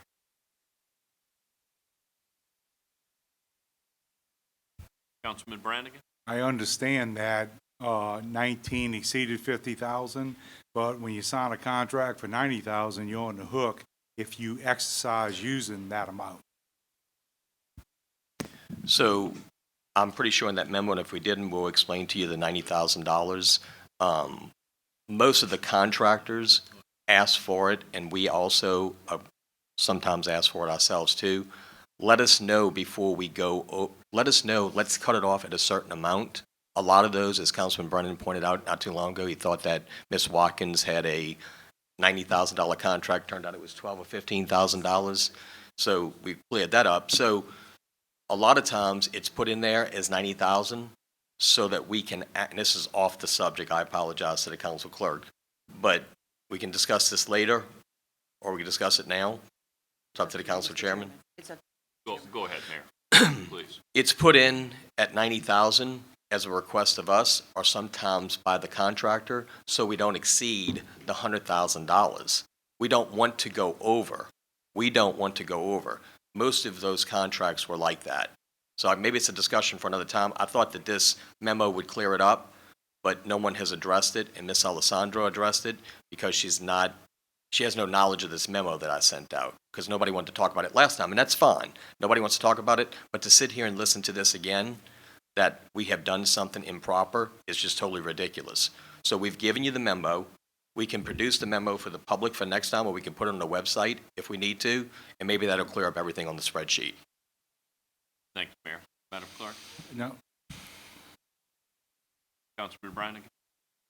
Since you brought up Ms. Watkins, she has got 90,000 in some of those contracts. Councilman Brannigan? I brought up Ms. Watkins in reference to something Council Chairman brought up, and it was cleared up. Madam Clerk? Two different issues. Council members, please vote. Councilman Hayes, Yes. Brannigan, Yes. Brennan, Yes. McKinney, Yes. Wilmot, Yay. Carroll, Yay. Segior. Yay. Motion passes 7-0.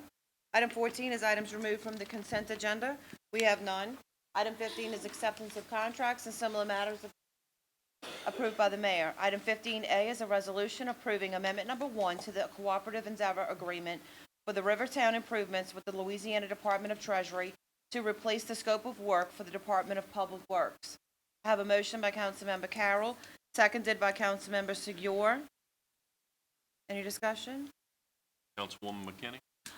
Yes, can the administration answer, can the administration tell me why, I guess, explain why we need this amendment? And I know that the Cooperative Endeavor Agreement was approved in December with a scope of work, and so why they're changing that scope of work, please?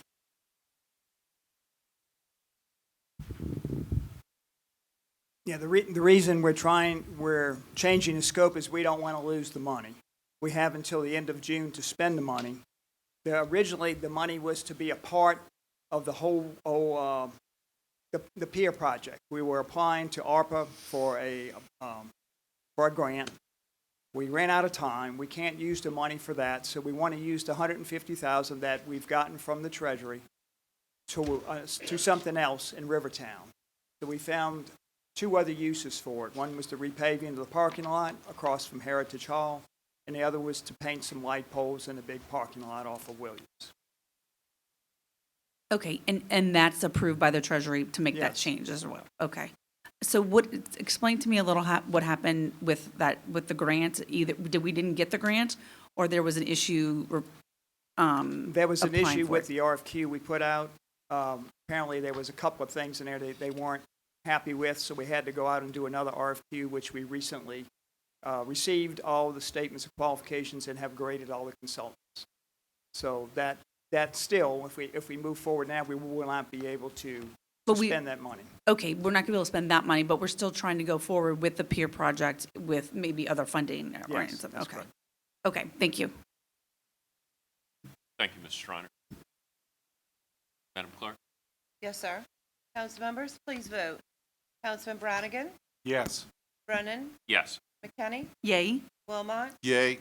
Carroll, Yay. Segura, Yay. Hayes. Yes. Motion passes 7-0. Item 16 is ordinances and resolutions in summary for first reading. Item 16A is an ordinance accepting the lowest response bid received from Punch Train Materials Corporation, LLC, to supply limestone in accordance with seal bid number 22-6656, and an amount not to exceed $200,000 annually for the Department of Field Services. Item 16B is an ordinance accepting the only response bid received from Leish and Company Incorporated to prepare and paint 27 light poles in Rivertown in accordance with letter bid number 22-2000 in the amount of $22,950 for the Department of General Services. Item 16C is an ordinance ratifying the emergency purchase of Rawson Service Body with a crane from Truck and Transportation Equipment Company Incorporated, an authorized dealer for Unit 1121 in the amount of $41,879 for the Department of Wastewater. Item 16D is an ordinance ratifying the emergency purchase of electrical materials from New Light Electrical Wholesalers for the repair at Buddy Lawson Gym in the amount of $30,017.19. Item 16E is an ordinance accepting the lowest responsive bid received from Tags and Signs Unlimited to supply building materials in accordance with letter bid number 22-2001 and an amount not to exceed $20,000 for the Department of General Services. Item 16F is an ordinance approving the Blue Cross Blue Shield of Louisiana policy and rates for health insurance coverage for the City of Kenner employees, retirees, dependents for the fiscal year July 1st, 2022 through June 30th, 2023, as set forth in their proposals.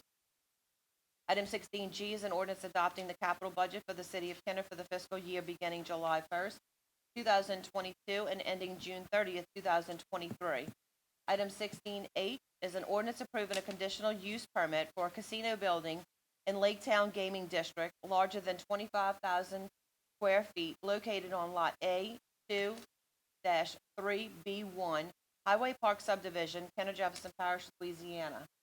Item 16I is an ordinance ratifying the policy and rates for commercial property insurance for the City of Kenner for the policy year June 1st, 2022 through May 31st, 2023. Item 16J is an ordinance approving a cooperative endeavor agreement for water sector program with the State of Louisiana for the Department of Public Works. Item 17 is reports from the council and or special committees. Item 17A was taken at an earlier juncture in the meeting. Is there anyone else who'd like? Councilman Wilmot? Thank you, Council President. I just wanted to make a point of clarification.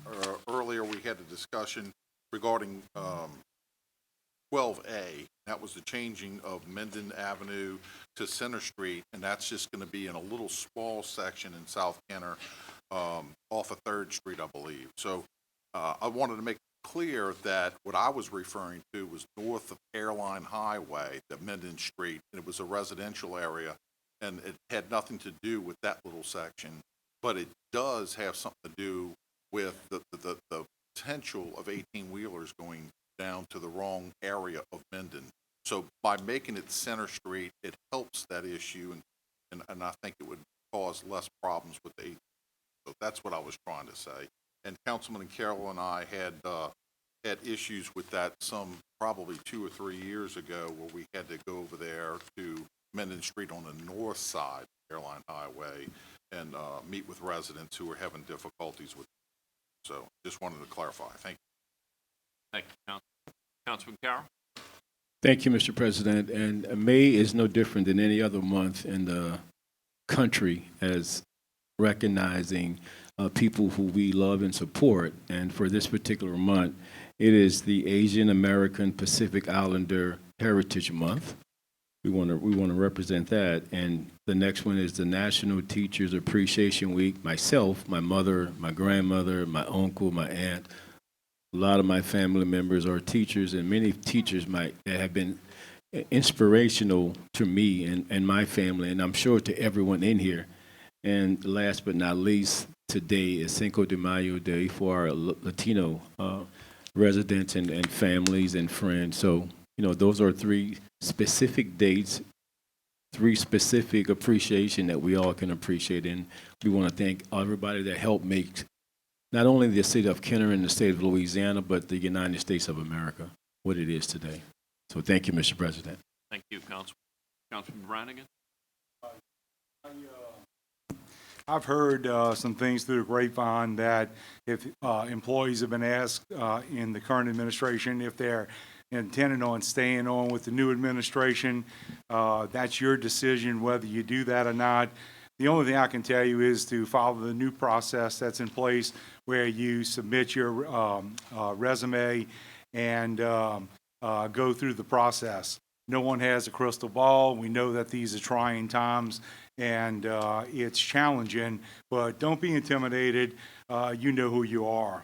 Follow the process and make sure that you speak to the new administration when they reach out to you. We have many great employees that we know what your performances are and how you perform and what you've done for the city, and that does not go unnoticed. Trust yourself. Your performance controls the future, no one else. Thank you, Council. I would just like to, since we're on the eve or close to the eve of Mother's Day, wish all the mothers in the audience and those here happy Mother's Day. And also, I'd also like to thank Councilman Impastato and Mayor Zahn and the administration, because earlier this week, the old St. Elizabeth school site demolition began in earnest, and 2 of the 3 buildings are now destroyed or down, and no large vermin or anything else running around through the neighborhood like crazy. So it's a good thing that'll be single-family homes, and many people, including Mayor Zahn, we worked on that a long, long time to make certain, in conjunction with the Archdiocese, that became single-family homes, and that is what is on the drawing board and what is in full swing. So thank you. Yes, sir, Mayor. Councilman Brennan, I want to thank you also. Very nice gesture. I saw it on Facebook. You brought a cart of bricks over to Ms. Kathman and some of the teachers, as you and I and Councilman Brannigan have been long time. Our kids have gone there and supporters of St. Elizabeth. That was a very nice gesture, so thank you for doing that. I appreciate it. Thank you. Councilwoman? Yes, thank you, Council President. I just wanted to reiterate that and have a reminder that tomorrow we will be meeting on the Council of Aging building at 2:30 to discuss City Hall and the future of City Hall with the council, with the smaller council committee and the administration. I know they're planning on being there. Obviously, the public is invited to attend as well and ask any questions and express your opinions as well, because to me, it is the council decision, but it's really what we want to represent, what the citizens of Kenner want for the future of City Hall. It's not just our opinion, it's your opinion, so we want to hear that. We want you to hear everything that the administration has to say, so we can all work together and build Kenner back so we can be bigger and better. So. Thank you, Council. Madam Clerk? Yes, sir. Item 18 is new business. We have none. Item 19 is unfinished business and motions to reconsider or remove from a tabled position. We have none. Item 20 is persons wishing to address the council on special subject matters. Mr. Almarella? Almarella, 4260 East Royal Drive, 5th District, 50 years. I want to clarify a couple of articles that was in the Kenner Star. One appeared in the March edition where they were saying that the publication is sent to 19,000 registered voters, there was a lot of people in the city that was asking me, Al, that's all we have is 19,000? No. Now, bear in mind, some of them might not want the Kennesaw. So we don't know what the situation is. But we have 39,286 registered voters as of this date in the city of Kenner. The second thing I want to clarify, in this month's edition, now, I support the Kinjemi Boot in our city park that was dedicated in remembrance of Louis Kinjemi. But the correction I want to make, in that article they stated that the park happened under his administration. Yes, it did. But there was no mention of the man who made that park happen and who fought the council tooth and nail at every council meeting. And I had his back at this podium. And that man was Phil Capitano. That park was going to be apartments. And Mr. Shane was going to be the developer that was going to develop those apartments. And Phil Capitano, 5th District Councilman at the time, he got the council to go along with a resolution and he put a moratorium on any more apartments in this city. And that's how it became the park. So I just felt that his name should have been mentioned somewhere in that article, but it was not. And him and I don't have anything in common, by the way, either. But what's right is right. Okay? Now, I want to thank the speakers for coming down here every council meeting and speaking their mind. I want to especially thank the fireman that comes down here at every meeting, Matthew. Okay. For years, I've been trying to get the fire chief an elected position back here as opposed to an appointed one. Now, I'd like to direct this to you, Ms. Sala. In our charter, it specifically states that the mayor shall appoint the fire chief. Does the state or anything that the state involvement that the state may have can supersede that charter?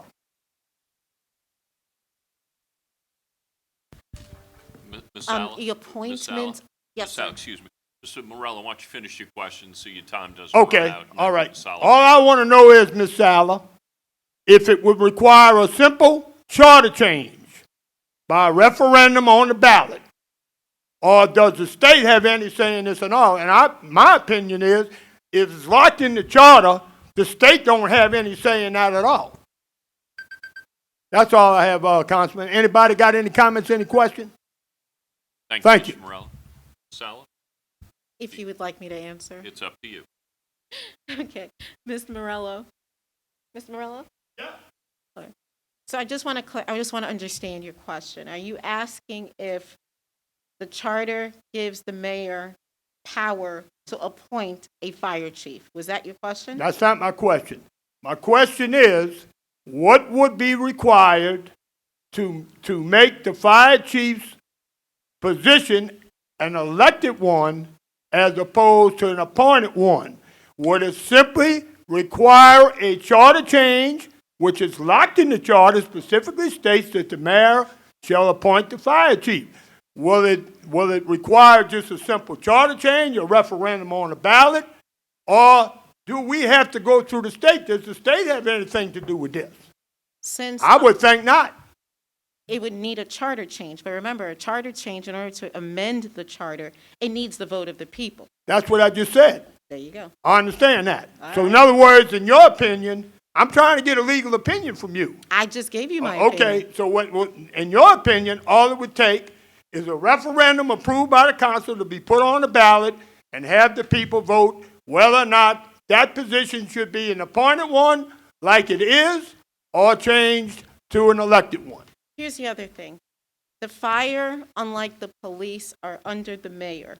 That's what I just said. So I'm saying, therefore, if all the administrative offices are underneath the power of the mayor, yes, again, it needs a charter change, go in front of the people elect and vote on That's that. the answer to my question, Ms. Sala. That's all I wanted to know. It would simply just take a referendum through a charter change. The state has nothing to do with it. It's a Kenner charter change.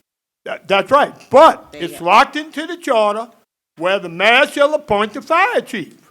So all I'm saying is if the referendum was put forth by this council to put a referendum on the ballot to amend the charter Mr. to Morel. turn it into an elected position as opposed to an appointed one. Mr. Morel. That's all that's required. Mr. Morella, your time's up. Okay, thank Thank you. We on the same page. Thank you, man. Mr. Walter Beach. Good evening. My name's Walter Beach. I'd rather not give my address. It's fine. What district do you live in, sir? Oh, I don't live in the district or Kenner or Jefferson Parish. I represent a lot of EMS members, a lot of EMTs. We have a group called Jefferson Parish EMS Reform. We've dealt with, in 2017, we dealt with the parish with 3 minutes, sir. permits. We also dealt with a feasibility study for EMS that Councilman Roberts sponsored. We spoke at the Jefferson Parish Fire Civil Service. We spoke at Kenner Police and Fire Civil Service on the EMS issues. We also spoke about the feasibility study to an extent, and in 2021, the feasibility has been submitted to the parish administration. So I understand that fire is wanting to do EMS, and my suggestions are that you do a feasibility study. That would be prudent to see if it's even feasible. Another chief had mentioned in April 7th meeting that his 7 mills would not support a fire station. And other issues that in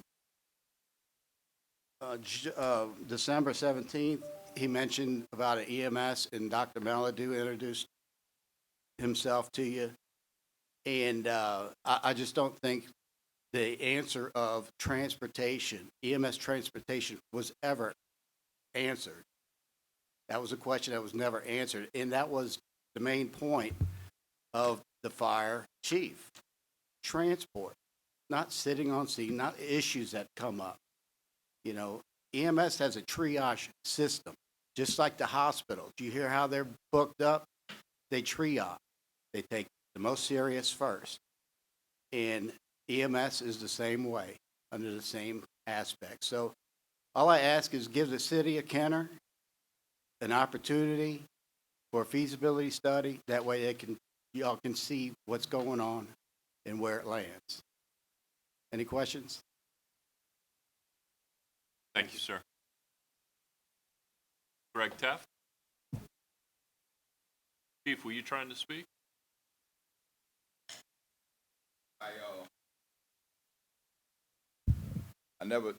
I explained to you what the issues we're having with the lack of EMS transport unit.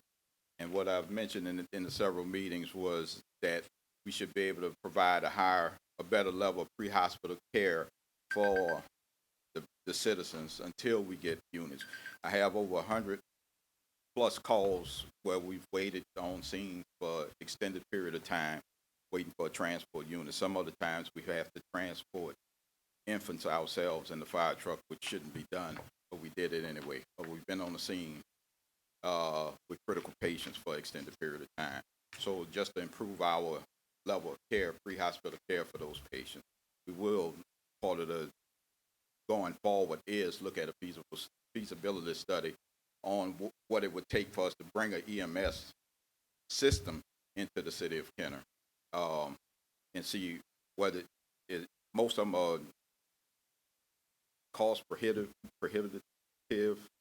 so to speak, where it would cost money for us to do that.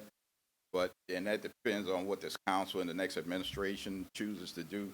But to put that forward at a future time. But currently, we cannot allow what's happening today to continue to happen the way it's happening. And we need to be able to treat the citizens better than what we've been doing, what's been happening. And all that will come up next week in the budget. Thank you, Chief. Thank you for y'all's service. I forgot that. But also, the feasibility will bring a lot of this to light. And like I said, I'm going to ask this. How many of you council people ever had a complaint? From Now, rest. constituents or? Yes. We don't get any. No, I'm kidding, that's a bad joke. Just for EMS standpoint, not road.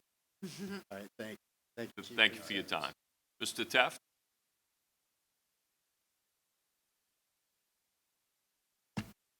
Craig Taft, 5th District. Just got a couple things, and first I'm going to ask a question, which I know you can answer it after I'm done. Ms. Salas, have we yet got an opinion on that issue regarding the $10,000 or $100,000 limit the mayor has to sign contracts versus the change that the council voted on, lowering it to 50? That's one thing. The other thing I wanted to bring up was that I'm presuming, and if not, I'm going to ask that the administration make sure you have them, that every council member has the budget. Just once to the citizens went out, we got ours. I want to make sure y'all got yours so we don't have a problem this year with the budget like we did last year. The other thing I want to do is just point out, since Councilman Carroll brought it up, Councilman Carroll, you must not be listening to me, because at many, many meetings, I have advocated that we have compliance, and we have accountability, and we have audits.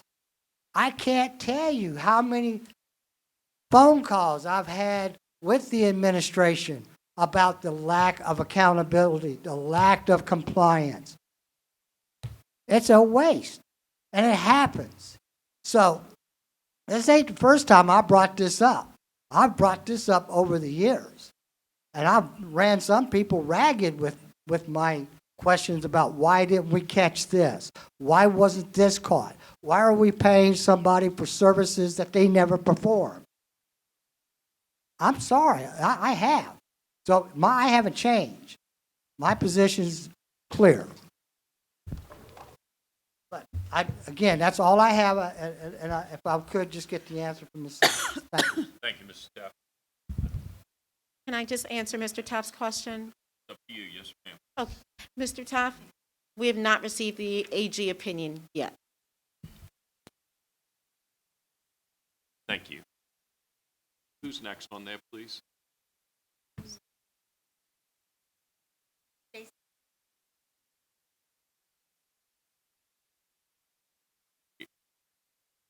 Come on up, Ms. Alessandro, please.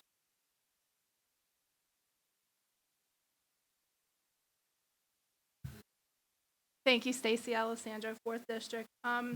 So I would like to ask you guys to consider anytime we have a speaker coming to this council meeting dealing with our item money, that maybe y'all could put it as an agenda item, the presentation, so that the citizens out here, if we have questions, then we can just come up and ask while the people are here, because I see the attorneys have left, and I did have a couple questions, which I'm just going to ask quickly right now, and then I'll move on. But my questions to them would have been, how much are we paying these attorneys?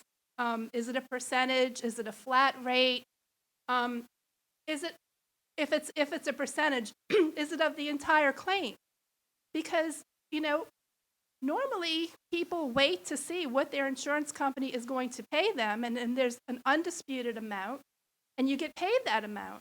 And then you negotiate on the other things, and then you get another supplemental check, and you don't have to pay anybody anything for that.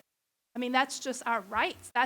You can complain to the insurance commissioner if it doesn't happen that way, and they'll step in and help. So I'm just curious. I'm not saying anything, but I'm just curious. I would have liked to have asked, why did we bring in an attorney so soon? How much of our money are they going to take? Is it of the whole claim or just the claim that they're negotiating? But anyway, the other thing is, I think that gentleman brought up a very serious point about the EMS. I think that needs to definitely be an agenda item some point in the near future, that we can just discuss it. Let's open the door, maybe get some solutions, some people who knows who'll show up, what they have to say. But I think that is a serious discussion the city needs to have. The millage. Yes, the people voted on that millage, but we voted on that millage, and Ms. Fortunato did a great job, because everybody that has been blowing up my phone right now said they thought they were voting on a renewal which to me means the same amount. Yeah, I know we voted on a higher amount, and y'all always roll it back, and not doing it this time. But I think it was not received well that it was going to be an increase because y'all aren't rolling it back. We voted on that renewal before we knew about this recycling issue, before we had all these Lee Zurich investigations into what's happening with the recycling or not happening. So yeah, the people voted on it, but things have changed. So I am still very unhappy that now we're paying extra when we're supposed to be, and we were told we would be paying less. And as far as the recycling, yes, Mr. Brannigan, I really hope you guys take this seriously and consider abolishing it. I'm going to come back because I don't have time right now with my 3 minutes, but I am going to come back and I'm going to tell y'all exactly why I think that needs to happen. And like Mayor Zahn had said, if somebody, according to what he said, if somebody puts a paper plate with ketchup on it in the bottom of their recycling can and they don't see it, and then the guys dump that can into the recycling truck with the tons of recycling, that whole truck is contaminated. This is insane. Thank you. Thank you, Ms. Alessandro. Brian. Council. Ms. Alessandro, as I said early in the meeting, I am going to ask Mr. Torres what percentage of recycling is going to the dump and what percentage is being recycled, and then we'll be able to figure those numbers out.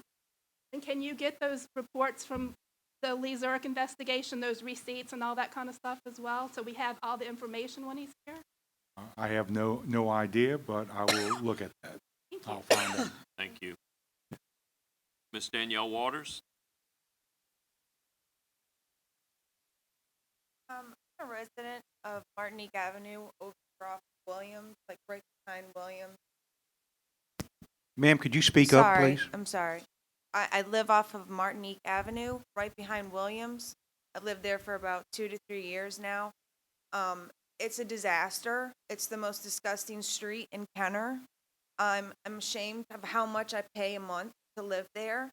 I've tried not only to contact many people, including Walmart and council people, and now I'm here because not only does Walmart continue to allow their carts to be pulled back to these people's houses when they want to go grocery shopping and left all over our streets. There's large dumpsters that are overflowing with trash. People don't put their trash bags into the trash cans. There's trash all over the streets. There's random dogs running around the streets, children that don't have shoes on, broken glass everywhere. People love to have loud mufflers on this street. It's something that adds extra character, I guess. They also enjoy speeding down this street. It's very rare you can get a good night's sleep because everybody is just either drinking on this street and partying all night long or blaring loud music or having these mufflers and things that is just, it's a street of chaos, and it's right off the main road in Kenner. If you want to make this an area for, he was saying something about being a good neighbor or having Kenner being represented or put out there. This is what Kenner is now, and it's trash everywhere. Nobody's being held responsible. I mean, I don't know about these people that own the condos or the Section 8 part of it, but nobody cares about how the appearance of the neighborhood is. And I guess it's not only affecting just my area specifically, but Driftwood. I've put on next door, and just people, different complaints. Everybody is so tired of years and years of this street just being absolutely disgusting. I don't want my child growing up there, but I have no other choice because it's all I can afford. But I think that something needs to be done. Can anybody do anything specifically about the Walmart carts that are technically their property that are being dragged onto our street by the people that are too lazy to bring them back and left? I have brought back 22 carts at a time from my street back to the Walmart because they will not come and pick them up. Ma'am, I'd like to address that with you. We have met with management there at Walmart. I have two. Constantly, they need to pick them up. When we do complain, sometimes they do go pick them up. But again, what you're talking about is one of our problem streets, along with 42nd Street on the other side of Williams and Newport. Yes. It brings up the point of having apartments in a residential area. We could ask code to come in here and talk in terms of how many times we are on those three streets. We are aware of it. We do have sweeps. We'll get you that information in terms of I've sweeps. spoke to somebody, I've sent an email, and supposedly there's supposed to be a code sweep that's coming through. I have yet to see it. And these dumpsters, I don't know how long is it allowed for these huge dumpsters just to be sitting there? Because it's been months. Is there a time frame that they're not supposed to be there because of wild animals, and it's just like a disaster? Like it's time to. The animals, I picked up an animal from the SPCA one time and actually was told it came from Martinique. I would not be surprised. But it's a little dog, so I don't know how it made its way through Martinique. I really don't. But on the dumpsters, some people even considered doing dumpsters instead of individual trash cans. And we're looking at that because, again, I agree with you. People dump outside of those containers more than they do inside of the containers. But again, we could give you a full report on all three streets. Those are when you look at, and the new District 3 gentleman's going to come up and speak right after you. When you look at those three streets, and we've had conversations already with Mr. Lahat, it is a major problem. It's a cultural problem in many ways. These renters, in many cases, don't have the pride in the neighborhood that we hope they would. Yeah. So again, I sympathize with you, but believe me when I tell you, it's something that we always are working on. You pick up trash one day, you go back the next day, it's right back there. I'm the only one that does it, it seems On like. the first of the months, when people are leaving or being evicted from an apartment, all of everything in that apartment's on the side of the road. So again, it's something we're conscious of, and it's a major Is there battle. anything that can be done? Because, I mean, I've contacted everybody, Well, pretty much. I hope you've contacted the person that is my administrative assistant, and Darrell Dozat, and she is totally aware. I mean, she and I have rode those streets and copied license plates, numbers down, and everything in terms of cars. But again, it's something that it's a constant battle. And I'd like to say it's going to get better, but I don't see it unless we meet with those residents. We have met with the court in terms of looking at what we can do. What we have to do in many cases is go back to the condo owners. Or the president of the condo association? No, there's no condo association that Councilman is Hayes, formal. Could you give Ms. Waters Yeah, your- all I'm saying to you is that it's Mr. Lahat will address it. He's going to be starting July 1. It's a constant problem, and we are aware of it. And I sympathize with you, believe me. Thank Mr. Ronnie Schwartz?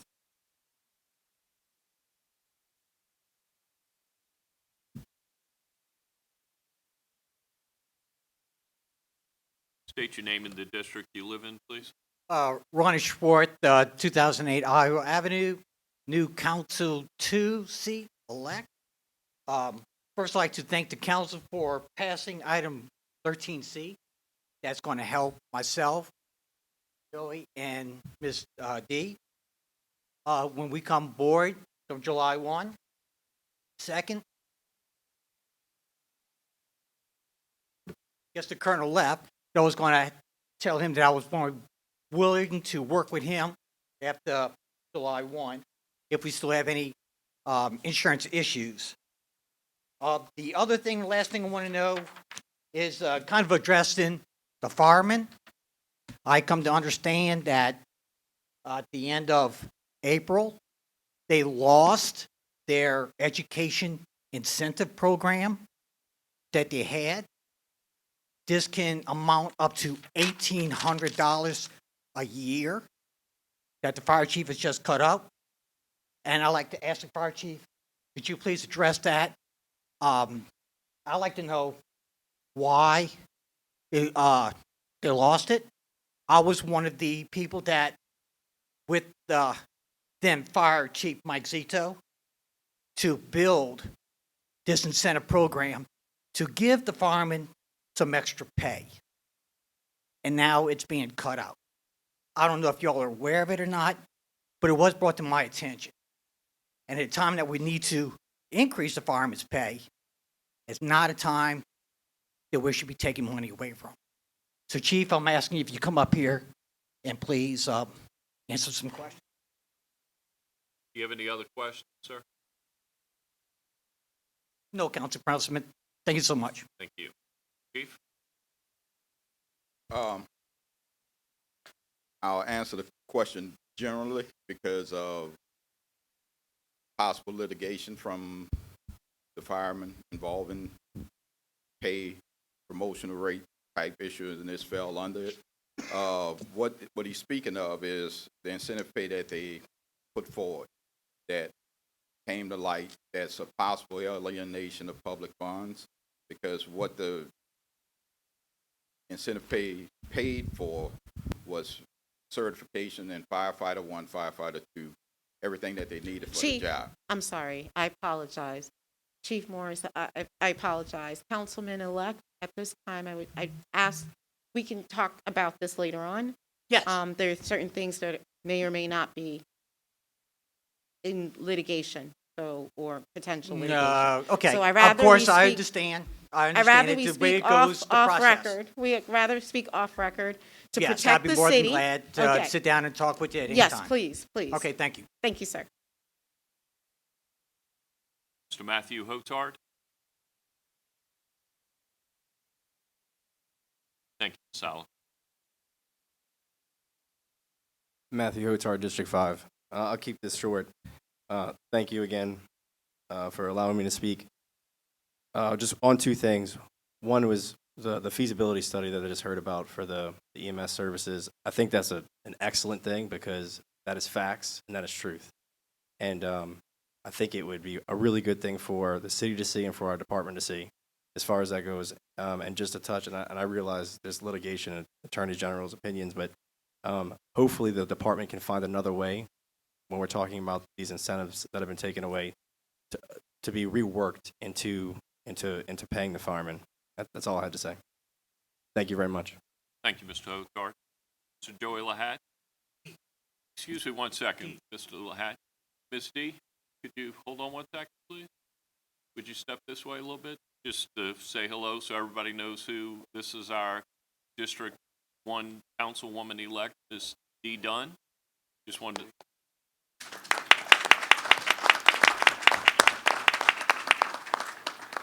I thought you were leaving. Told her not to leave. No, I didn't mean that. I just meant, don't. I wish my wife listened like that. Gee whiz. Thank you, Council Mr. President. I was coming up here, I'm gonna start with the good stuff first in Driftwood. We're having a Family Fest next week, next Saturday, the 14th, which y'all approved today. We thank you for that. We're gonna have Jenna Hunt's actually playing the American Idol contestant who grew up in Kenner and now lives in Thibodeau. And she's very well known in the community, a great musician. She's gonna play out there. We're having a crawfish boil, and we're cooking some burgers and hot dogs, and we're having a craft fair with some people coming out. A lot of good people in Driftwood have really formulated this event. You know, everybody knows I ran the whole parade this year, but, you know, Christine Ross, Jeremy Ross, Frank Calinato, Matt Davis, they've all planned this really by themselves. I've been so busy with the campaign, obviously, and I want to give them a really support on that and to say that, you know, Driftwood is doing some great events and great things for people. With that said, I'm sorry, tell me your name one more time. Okay. Obviously, Martinique's a huge issue. And one of my campaign issues I've told people about is I believe there's a huge problem with the Code Enforcement Office in Kenner. And I think there's ways there to punish landlords or condo owners that don't remedy things. It's a very hard process right now in Kenner. And if you can come stand up here for I feel like I'm trying to, yeah. So a lot of people in Driftwood understand that Martinique is y'all feel left out over there, and I don't blame that you feel left out and you feel like no one looks after you. Because I drive down that street, it looks like Hurricane Ida hit last week. Am I right? Okay. It's terrible. I'm the Driftwood's vice president right now. I'm going to be your councilman in about 50 days. And one of the things we can do in code enforcement is to change a legal way to enforce it to an MRIM type process, which is very technical to explain, but it's going to be actually, issuing citations to absentee landlords or people who don't live here that allow derelict properties to happen, to put those violations against their actual tax bills if they don't show up to hearings. And right now, the problem is you can't find some of these landlords to give them these violations because they're not here, they're absent, they're in Baton Rouge, they're in St. Tammany, and our officers cannot actually serve them with the citations. Orleans Parish does it like this, that I want to do it. I want to switch our code enforcement operations to that type of process, which to me I think will clean up Kenner, and we're going to stop the garbage. And I drove in Lake Town the other day, and there's garbage out there and there's beer bottles. I do know there's litter all over the place, and it drives me absolutely crazy. Speed bumps, 42nd Street, I know Glenn knows that. There's a big problem with speed bumps off of Erlanger and speeding. Some municipalities around the country have deployed temporary speed bumps in certain areas because residents don't always want speed bumps permanently. You have a big pushback. But there are things you can do for temporary basis to actually slow people down to make them cognizant of the speed. So that's another, and you're getting into a lot of things I've talked about, when I've been walking door to door, which I think we need to do. So Martinique is on my radar big time. We're going to get it done. I'm going to give you we're going to talk after this today, but I didn't plan on talking about this today, but I want you to know that we're here for you, and we are going to clean that area up, okay? And all y'all invited to our Driftwood craft fair next week. Come on out May 14th, 11 a.m. to 4 p.m. Jenna Hunt's is playing. Administration, council, everybody else, support personnel, would love to have you. Thank you so much. Thank you. Mr. Mickey Geruso?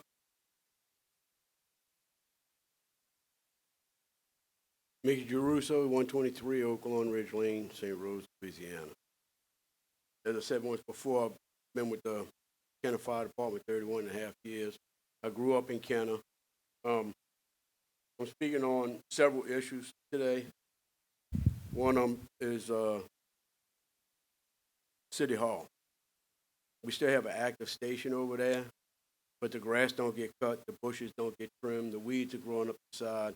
It's not a healthy environment for the guys that are staying in the station. And the roof still leaks. And administration says it's not mold. I've seen pictures, it's mold. In my eyes, it's mold. I've seen it in 2 different attics that we have. I don't think it's safe for the guys to be living there. And previous administrations told us the same thing about Station 38. Then we had to fight them in court and win. Actually, one of the guys got a lung disease from it, and today y'all still pay for his doctor bills, so forth. So I'd like to see administration address the issue around City Hall as far as getting the grass cut, the bushes trimmed and that. So even if they're going to tear the building down in 6 months or whatever y'all decide y'all going to do, at least it's a little bit safer for the guys and the women that are living there. Another thing is they're doing sheetrock work in several different stations, but yet the stations still leak. Station 37, they're over there replacing sheetrock that's been damaged from the hurricane, but yet they still have roof leaks. 35 still has roof leaks. Station 36, they replaced their sheetrock inside of that, but it's still missing siding all over the outside of the building. I'm familiar with construction. I don't have a license like the fire chief does, but it don't make sense to repair the inside when you still have potential leaks on the outside. I watched a portion of the last meeting where y'all said y'all had, Mr. Brannigan said y'all had $8 million in surplus tax revenues or something. I hope y'all would dedicate some of that towards building a new station for the Loyola area and get them people out of a trailer. They don't even have a table to sit at to eat breakfast, lunch, or dinner. It's TV trays or their lap. And the last thing, This one's a big one, and I'm sure I'll probably catch a little bit from legal and from the administration. Y'all may or may not know about it. We've been in a legal battle, and I say we, Kenner Firefighters Association, for the last 20 years with our pension system. Currently, we set to go to trial, I think August 8th, where the city owes, FRS is claiming the city owes them $3 million, plus attorney fees and benefits. And I don't know if y'all are aware of that or not. It's something y'all might want to look into. Time is up, But- sir. Thank Okay, just, we got guys that are dying that still haven't got their retirement money because the city won't pay up.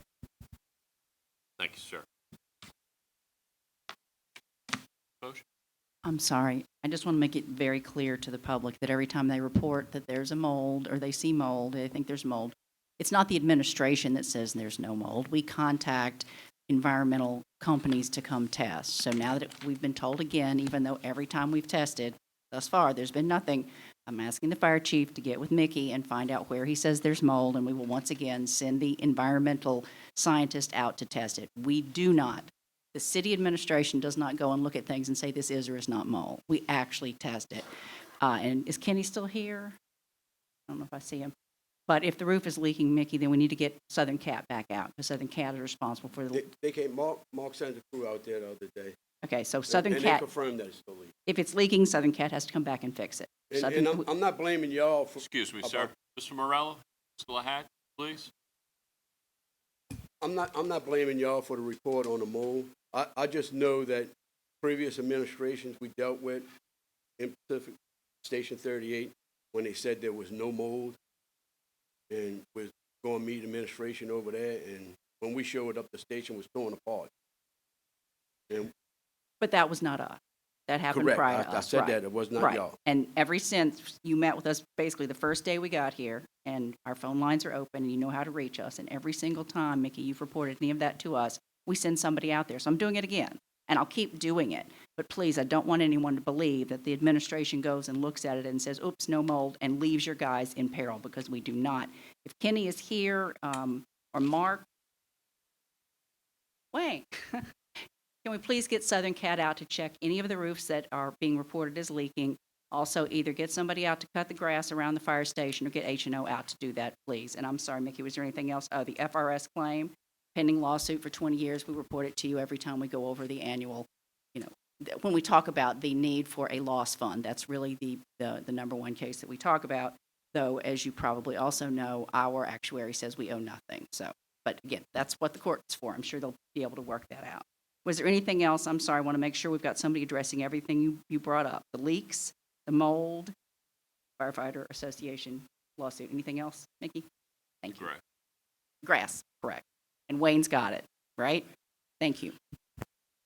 Thank you, folks. Seeing no one else wishing to speak, I'll enter. George. Well, Yeah, I can't wait till we Councilman get back to Brennan City beat Hall. me to the punch. I saw Ms. Dunn in the audience, and I wanted to congratulate her on winning District 1. We look forward to working with you, as well as Ronnie and Joey, too. So July 1, watch out. We got a good council coming in. Thank you.